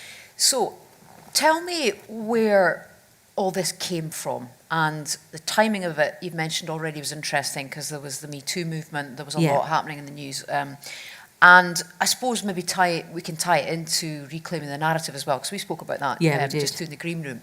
Yeah, so tell us a bit more. So it's really interesting, because the theme of this talk is about reclaiming the narrative. And I was reflecting on this a few days ago, because the story of how the novel came about is quite interesting. So I had this idea in my head to write a story set in high school, because I just think that that's always interesting. I just love high school stories, you know, all the sort of salacious things that happens in adolescence. And I had this story about an underage girl having an affair with a teacher, and that being my version of a taboo love story. And it just wouldn't come together. And it also felt inherently wrong, because society has changed. Gone are the days of Lolita, where novels like that are kind of socially unacceptable. And at the same time, that story had already been told with My Dark Vanessa. So My Dark Vanessa came out, and that story was very much about somebody who, as a grown woman, realises that the affair that she has with her teacher was fundamentally wrong. And it really is a good story, and it explores that sort of shift in societal norms, where previously, men might be high-fiving, having an affair with a girl, but actually it really is abuse, and she's trying to make sense of it. So when I revisited Rita, I kind of thought, this is not Layla's story that I want to write. And I happened to be watching an interview on TV one day. It was Piers Morgan. Love him or loathe him, I don't know how you feel about him. I sort of tolerate him on TV, but he was engaged in because he does these really good debates, doesn't he? And he was engaged in a really good debate with a Metropolitan Police officer and a paedophile hunter. Interesting. And it was fascinating. You can still watch the interview on YouTube, by the way. It was fascinating, because when I was watching the interview, I kind of understood what the copper was saying, which is paedophile hunters interfere in the justice system, because what they're doing is breaking the law, but also the way that they gather the evidence is really questionable. But at the same time, I felt really sympathetic towards the paedophile hunter, because I kind of understood where he was coming from. And in that moment, the whole thing came together, because I realised this isn't Layla's story at all. Layla had a friend, and her friend was called Rita Marsh, who grew up to be a paedophile hunter. So the narrative is reclaimed through the words of Rita, who is actually a vigilante. That's fascinating. I want to go a bit back to the process that you touched on, Harriet. So you're bringing 3 strands together. I'm really interested, about your writing process. So we were talking to Carol last night, who had like a psycho room, she called it, but she had she immersed herself in her character of a psychopath. What do? Do you just start and you just write and off you go? Well, that one was, yeah. I mean, Wow. it was a shambles. It was a shambles, and I think it was because I had spent so long doing this very intense planning of the book before, and that had gone so wrong, because it had showed me if you have a plan and if you show it to people, then they start to interfere and they start saying, "Oh, that's not going to work." So you just wanted to... And I just wanted something that was just, I let him see a paragraph of, there's a woman, she wakes up, someone's dead. And then I went away and I did it. And it was allowed to emerge in a way that was completely without any mediation or interference. And then it needed a lot of interference to make it actually work. But I think I learned a lot from doing it that way, which was basically never to do it that way again. It was by the seat of my pants, and that there was a. It had a power of narrative to it that it sort of pushed through, but it meant that it was such a mess to sort out. It was awful, and I have the book I've just finished, which is going to be out next year. Yeah. I approached that very differently. I didn't overplan. Mm-hmm. I certainly didn't discuss it too much, but I did spend about 6-9 months researching and just thinking about the way that I wanted it to fit together, so that when it came to writing it, I had a much clearer vision. I don't have a psycho room. I have lots of notes, which actually I tend to keep on my computer. Did you have a so did you, sorry to interrupt, did you know the ending? So when you were starting writing the one... Actually, no, this, with Cruelty, I knew that it needed to have justice as an ending. But what form that justice would take was something that I didn't know. And I think that was a timely reminder that you gave about the fact that the theme of this is reclaiming the narrative, because I need to stick to the brief. But bearing in mind that mine is a book about, it opens in prison and it deals with women within the criminal justice system and how they're served, which is, in short, very badly, that I did want to make sure that whatever happened, I shone a light onto the futility of incarceration. I mean, I don't think prison works full stop. I mean, there are some people who do need to be locked up. There is no getting away from that. But the way that we're currently doing prison and the way that we're currently dealing with punishment is not leading to a safer, more stable society. It's leading to reoffending, recidivism, and the problem just increases on itself. And it's a big debate in Scotland just now because of the overcrowding. And well, are you saying that also exactly from a former criminal barrister? Yeah, from a former criminal, because I did mostly defence work. So, I met a lot of people who had offended or who were, going back inside because they couldn't cope with life on the outside, because they'd been given none of the rehabilitation that they needed and none of the tools they needed for life on the inside, life on the outside rather.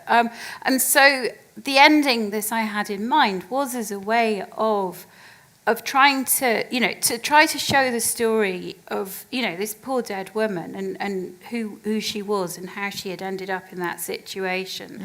It was very important to me that was something that was uncovered, albeit within the mechanism of a thriller. So, with improbable coincidences and madcap car chases and all of the like, that there is a core there was a core truth that I really wanted to ensure came through.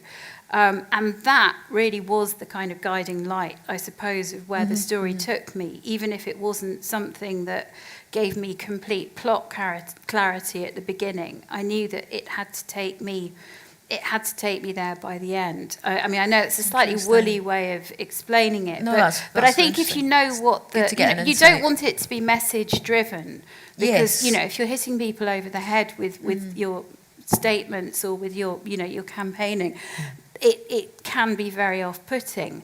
But if it's a good story and it happens to have a good social message, I think that is something that can be quite compelling. And as we've seen with the Post Office. I had a complete blank there. Yeah, Post Office and Mr. Bates. You know, that the power of dramatising Absolutely. injustice is something that's very, very powerful. So I think that if you have that in your mind, as I did, then it will mean that the story will work itself out, because, you know, you're doing what society doesn't tend to, which is to give people a second chance, and, you know, perhaps to give them an ending that you would like to see, even if in real life it wouldn't be like that at all. I think that's chiming with you, isn't it? I suppose the theme of spotlighting something. How important is that to you, that is part of your writing? Yeah, it's a really interesting question. I think as a writer, you change the more that you write. And so I've written my next novel already, and it's going to be out next year. And having gone through that process and already knowing what's sort of in my pipeline, if you like, I can see that I think there'll always be a bigger dimension to my work. So it'll always have some sort of point of view on the world that we live in. But I'm also very conscious of not, like you say, bashing people over the head, because the last thing you want to be is an evangelist. They are actually the most boring person in the room. And we are all different, and we are entitled to different points of view. And I think that it's really important. The job of the novelist is to tell the story and actually to refrain from having a personal point of view, because I think all the characters deserve airtime. It just so happens that in The Revenge of Rita Marsh, you know, I decided to spotlight Rita, and she is very much a vigilante and a sort of social activist. Her morality is slightly warped, but nonetheless, she's still entitled. I even give Stellans some airtime. Less, because he deserves less airtime. But you also explain her morality and where it's come from and how it changes slightly. And she's sometimes on that precipice, isn't she? Either way. She is. But I understand why, though. She is, and also, you know, Rita, through Rita's character, we explore the cycle of abuse. So she's predatory herself because she has her own trauma that she's processing. So there is a little bit of a sort of cyclical nature of that. But I think it's really important to just tell the story first. And if there's a bigger dimension, great. If there isn't, it's okay just to have a, you know, for it to just be really entertaining. I tend to not enjoy those novels as much, though, if I'm being honest. I tend not to enjoy crime novels that are just, you know, a really good, I mean, they might be a brilliant thriller, but I particularly enjoy and really admire those novels that do so much more than just tell the story. What would you read when you're not writing?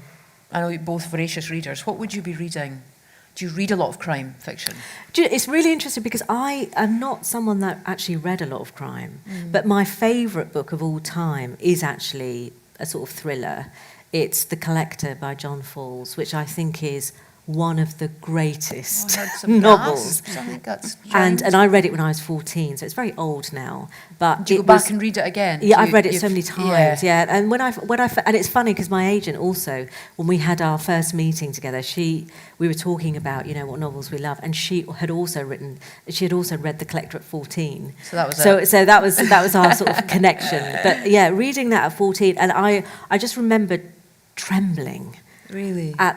At the sudden awareness that a crime novel can do that, you know, and that literature can do that, because it is quite a literary novel, and it's interesting because that novel does actually talk about class in as much as it talks about the crime. You know, I won't give it away in case you want to read it. It's fantastic. But I also, you know, I love authors like Abigail Dean. I think she's doing great work. But then I also enjoy work that's got nothing to do with crime. So one of my favourite authors is actually Hanif Qureshi, who is another favourite author, and I've admired him so much because of what he did at a time when it was really difficult to tell certain stories as a sort of British Asian writer. You know, I just think he's fabulous.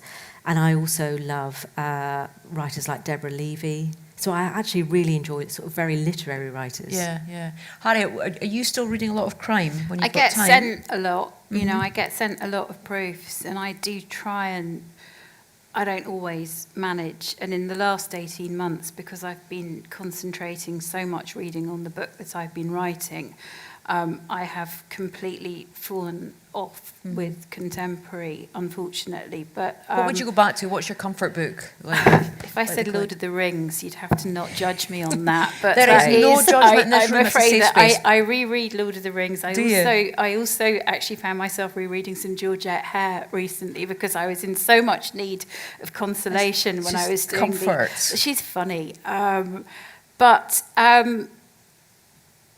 again, across the board, I mean, I'm not genre specific. I think I tend to read more crime simply because I'm sent crime and also because it has been my first love. And I think that,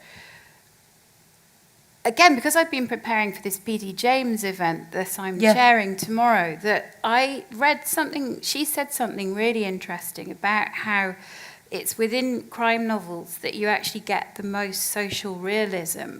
And it ties in with something Ian Rankin said when he came and lectured us when I was at UEA, and that he liked the idea of having a police officer as the protagonist because, of course, in a police investigation, again, it brings in aspects of class here, and the police officer can go everywhere from the prince to the pauper and get this complete slice of life. And that, you know, when you think about it does seem, and I mean, I'm going to make a huge sweeping generalization here about literary fiction at the moment, but there's an awful lot of 30-something women having a bit of a nervous breakdown about whatever it is they're doing, which is, you know, all fine and good, but not necessarily very, you know, it might reaffirm your own issues, but it doesn't necessarily take you outside of yourself and open your mind at all. But these they don't last, do they? Do you think that'll be a passing? I don't know. I mean, I'm probably not the right demographic for them either. Whereas, you know, a good chunky crime novel will take you to places that, you know, it will take you all around the world because there is this huge global sweep of, I mean, I've just had this amazing trip to India, which was centered around the novels of the author Abir Mukherjee, who does, I don't know if you've read him, but he does these brilliant historical crime based in Calcutta in sort of 20s to 30s India. And he's also done a contemporary novel, Hunted, which sort of goes from London across America. You know, that there's the Nordic stuff, there's the Scandi, you know, there's so many different, it can take you everywhere and it can show you so many aspects of society that you wouldn't look at normally. If I had to choose just one genre to read for the rest of my life, which fortunately I don't have to, because I think that would be a shame, but it would have to be crime, because I think that within the crime cathedral, it's you get so much, and so much of it is actually really, you know, a good novel is a good novel, and you know, Crime and Punishment, Dostoevsky is an absolutely extraordinary piece of literature. You know, you can't say, oh, well, you know, it's got a crime in it, therefore it's not worth reading. So yeah, I mean, crime would be my first love, but I do like literary, and I love rom-coms, and, you know, I like Emily Henry, and I've never read anything about sexy dragons, and I'm keeping it that way. I'm afraid the romanticy thing, no offence, but none of that for me. It fascinates me, and, you know, you're both so passionate, obviously, about the genre and the work you do, but why we are so attracted to crime novels, and I find this fascinating, and I'm not quite sure, but I don't know if you maybe touched on it, Harriet, but is it maybe because there is often a resolution at the end when post-COVID? I mean, we talked about this before. The world is pretty mad, isn't it? It's chaos. It's chaos. We don't have much control. Life is chaos. Life is chaos. And, you know, we're born alone, we die alone. And that, you know, we create order in retrospect by, you know, looking at hindsight and coming up with a narrative of our own lives. But, you know, in real life, there isn't the sort of the tidy ending. You know, the bad people don't go to prison, yet they end up president, whatever. It's a kind of, you know, rape convictions running at 1 or 2%, you know, shopliftings through the roof. That nothing necessarily, you know, nothing's working. It doesn't feel like things are working. Broken. And if you read, though, a nice rebus novel, you know, they get nicked or they're dead at the end, and it's just very, very comforting that you just kind of know, and he's there with his emphysema tank, just, you know, and it's I think that imposition of order can be very reassuring. You know, that women, we live with a certain level of fear, you know, that walking along the street at night, keys between our fingers, that, you know, by reading novels about the worst things that can happen, we're both confronting our fears and also reassuring ourselves that here we are in safety. You know, watching a situation where the serial killer is caught and it's all tidied up. I think it can be helpful and reassuring. Though I think it can go, I mean, I find the true crime fixation something, I think that the idea of serial killing as entertainment does concern me, and I don't really like that. That's interesting. I mean, that there's a podcast called My Favourite Murder, and I find that distasteful, I have to be honest, because, you know, murder isn't something that you should have a favourite. That's interesting, the true... What do you make of that? In terms of the true crime? True crime, but also, I think Harriet was saying about we find a resolution in crime fiction when lives are chaotic at the moment. So that plus the true crime issue. Well, it's interesting because I think the genre is actually shifting. So I think we have lived through generations where crime has had a neat and tidy resolution. I question whether that's going to be the thing that people will read in, you know, 5, 10, 15 years from now, because life isn't tidy. Yeah.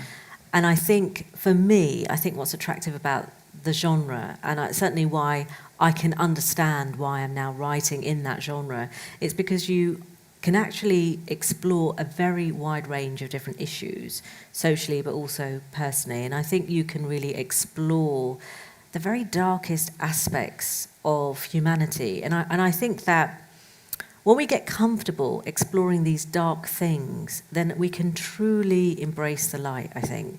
We can really, truly evolve as humanity and humankind. And I think we need to be brave to have those conversations. And I think the genre allows us to do that. But what's happening to the genre is lots of bends.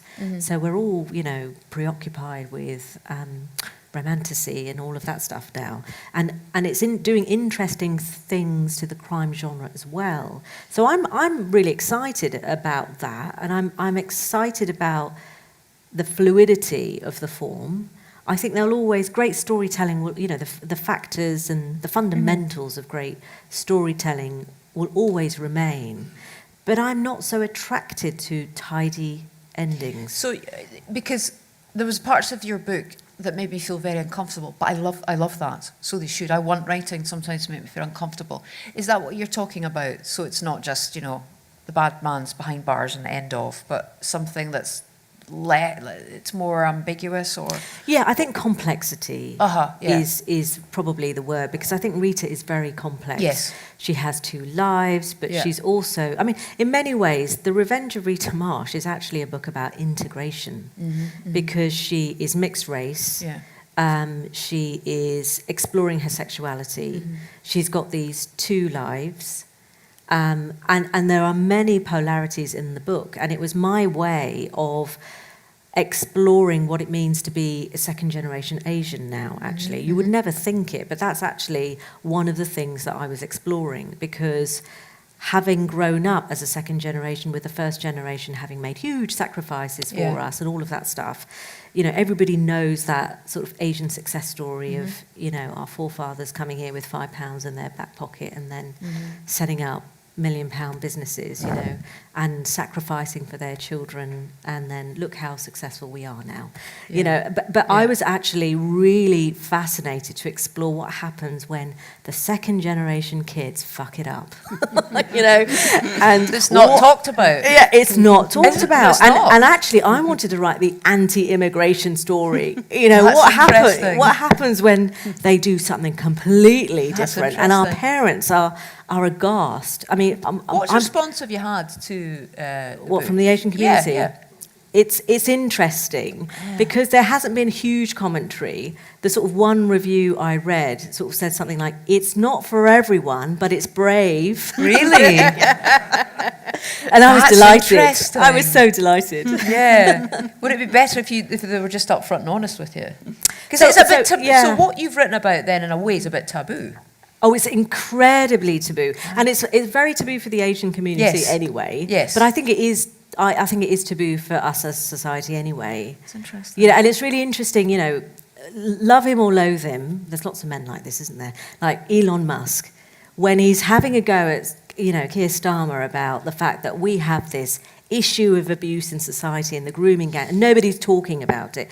He's not necessarily wrong. It is a very difficult thing to talk about, and yet it is one of the biggest issues that we have in society when we've already got so many other things going wrong. Yeah. It really is a stain on society that we have the scale of a problem like this. Yeah, people are scared to talk about it, aren't It's- in a way, and they're particularly scared. online. You can't discuss it online. Absolutely. Yeah, and we do live in a sort of woke society. We do live in a world where there's hypersensitivity of getting it wrong.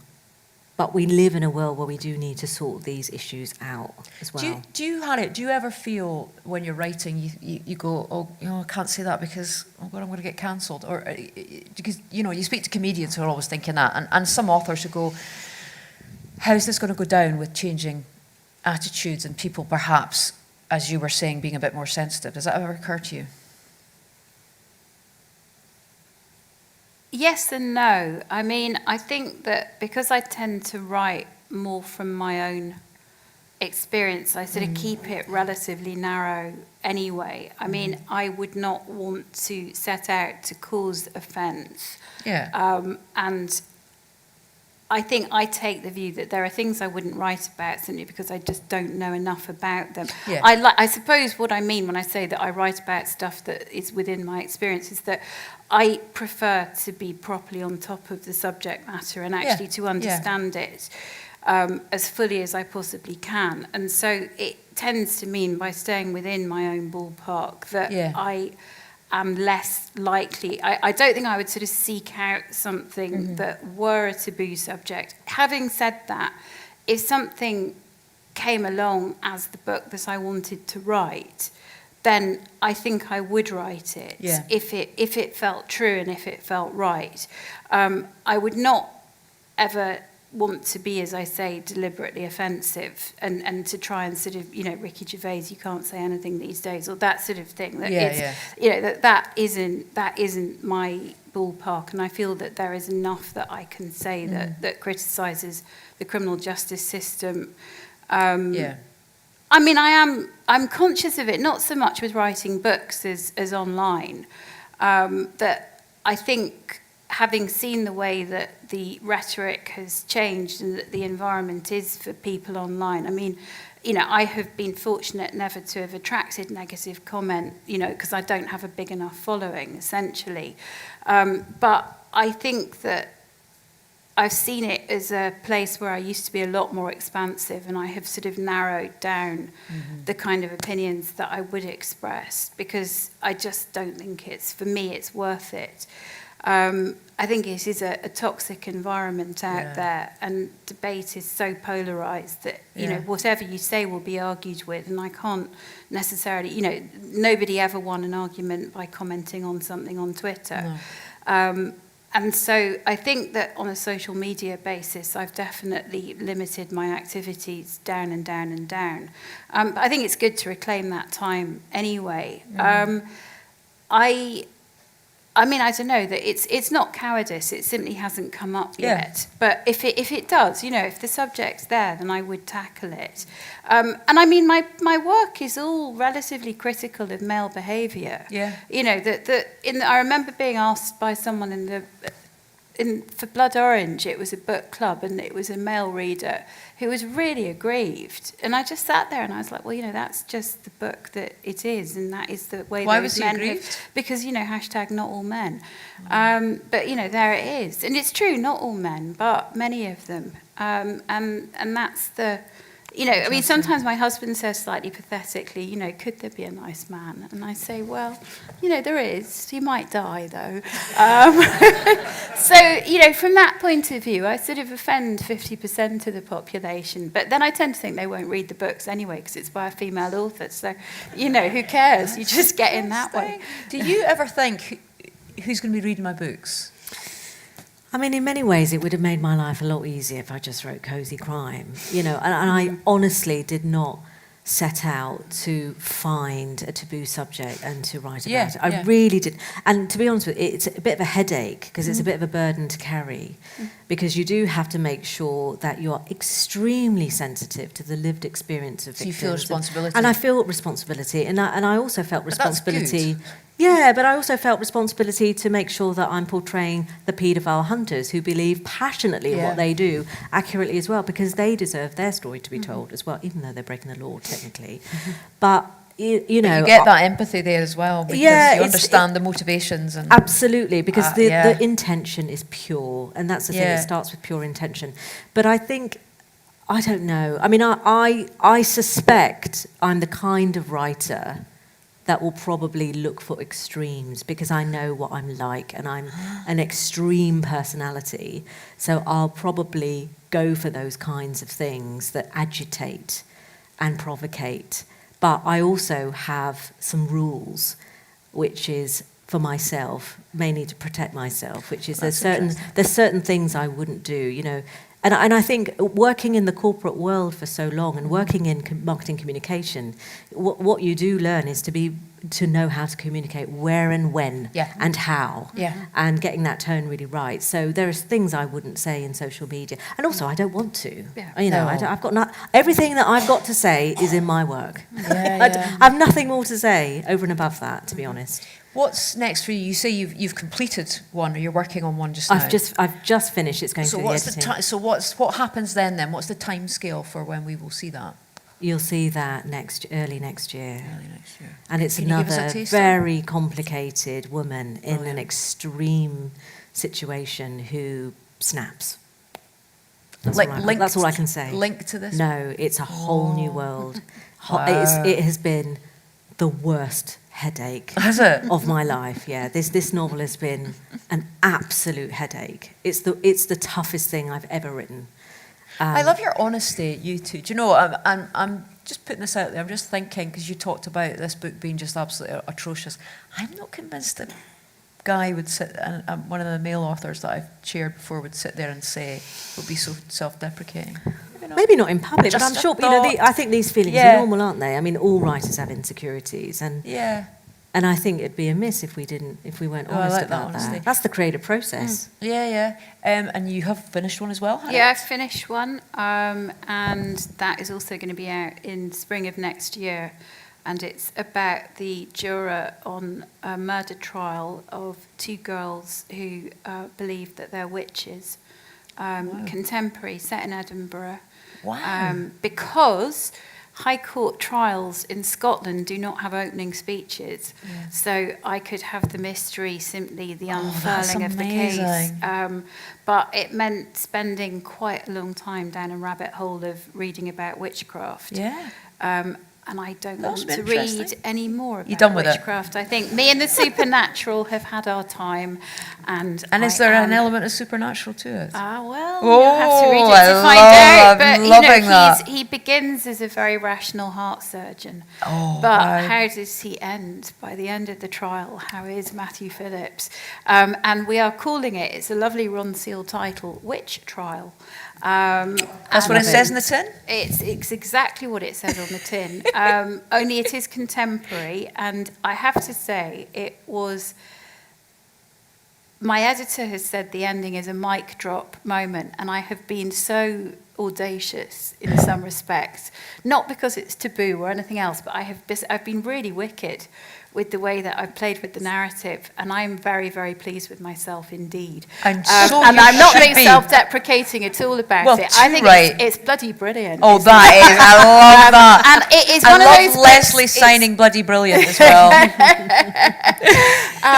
So it's it's a sort of, I'm kind of over cruelty now. Please do buy it though; it's a good book. But no, Witch Trial. But I think the thing I have learnt now, and that what I really do like at being at book, I remember being here and being terrified in 2019. I was completely. I was so like rabbits in headlights about the whole thing.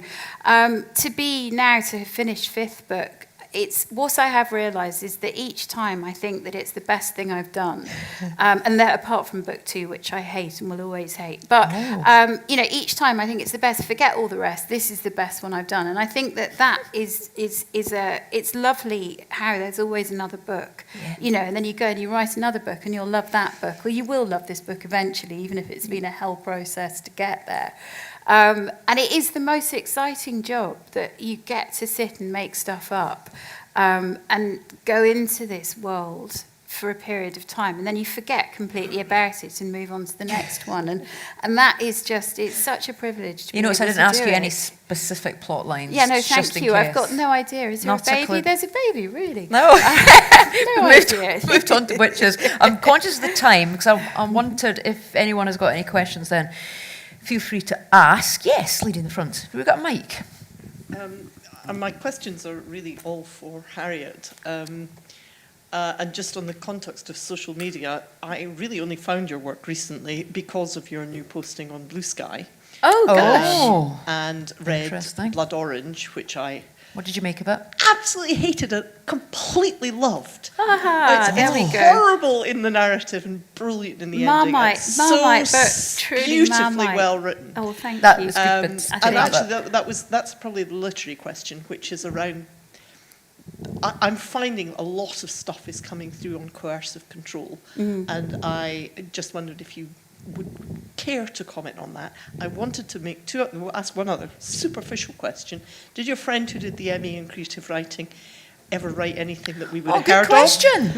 And Like that. I bet he didn't. And please write the distillery book, she says, as a whiskey drinker.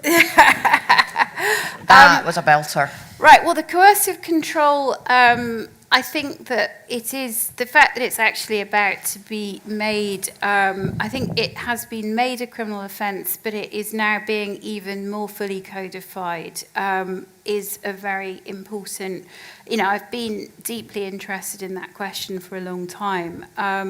I mean, I don't know, the recent acquittal of the woman who killed herself, having left a notice, you know, she left a letter saying that her ex had killed her, and the catalogue of abuse that was outlined in the court case was heartbreaking, and I found it absolutely extraordinary that he was acquitted, but I suppose we are where we are. But while we are where we are, it's something I think that writers like me are going to keep on exploring and pushing at, in the hope that the more light that we can cast on it, the more it might bring about change. And actually, as a side note on Blood Orange, my proudest achievement with that book is that it caused a divorce, because Not someone yours, read it. No, not mine. No, close run, but not quite. When I said that absolutely none of the characters were based on him. But that somebody read it and recognised a pattern of behaviour in a friend's marriage, and so gave it to her friend to read.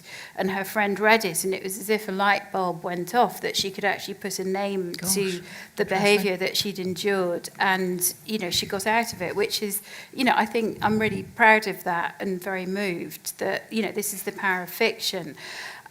Distillery book, probably not, but it gets a wee bit of a side mention at the beginning of Witch Trial as a kind of fuck you to my editor, which he noted and was entertained by. Blue Sky, yeah, well, I think we're all migrating slowly over from Twitter. I mean, it's not even on my part because of a particularly political stance, but just that the content's got so bad. There's so many awful adverts, and it was time. Do you use social media much? I mean, I sort of have to, I mean, I always have because Just of my work, job. yeah, work. Yeah, because of my work. So I'm present, but I wouldn't say that I engage much. But I think as a writer, you kind of do have to a bit. Yeah. So I definitely have an online presence. Yes, yeah. But I think, you know, forums like this are so much more meaningful because you actually get to have a nuanced conversation. You could never say this in 190 characters on X. I mean, even you a just thread. couldn't. No, I mean, and that's the problem with social media, which is that it's very polarized. There is no nuance. It's black or white. And that's the problem with social media. So more live experience, more intimate conversations, more festivals. Yes. I think is the future. Yeah. Loving that. One more question, or I realise we've gone slightly over. Harriet, you're back tomorrow, aren't you? Do you want to plug your event? Yes, so tomorrow at 3 o'clock we are discussing P.D. James. Amazing. I am chairing an academic, Dr. Elizabeth Anderson from the university, and also the author Sam Blake, who sadly her plane got blown off course. So she's going to have to join us online on the big screen because she wasn't able to get over from Ireland. Yeah. But the three of us are going to be discussing P.D. James and what perhaps I suppose we could call her legacy has been. Faber are reissuing her Adam Dalgliesh novels steadily, and I think that she's a really, really interesting author, and I think that they're both going to have a lot to say on her. So please do come along and join us. Have you enjoyed your festival experience? Because you've not been to Granite Noir before. No, it's my first one, and it's been great. Good, but I do I'm glad. love Scotland, because I went to bloody Scotland, and that was Stirling. just such a lovely... And that's the thing about the crime community as well. Yeah. You know, as a sort of reluctant crime author we're coming great. into... it's We're such the a best. lovely... It's the best. And there's an Yeah. irony in that, isn't there? That crime authors are actually the loveliest Yeah. people. You're all very good at promoting each other as well. Yeah. I think if you start reading your books, it will lead on to another crime writer's book and to Yeah, another crime definitely. writer's book. There's lots to go around. No one ever walked into a bookshop and left just with one book. No, you know, no. and it's and if you like a book, you know that I think that it's a brilliant ecosystem. Yeah, and it you know is. what raises one raises us all. So, Well- but as for the romance authors, though, That's what I heard. No, you're not Yes. allowed to say that. No, They I get heard very that. upset, and you don't want them upset. They're with quite you. backstabby. I'm going to get the dragons on me next. Well, on that note, Nalesha and Harriet, thank you so much. And I know this is the point where my Granite Noir colleagues go, oh God, Shauna's going to ask them back next year, isn't she? Yeah, would you come back next year, please? Yeah, talk about my witches. Yeah, yes.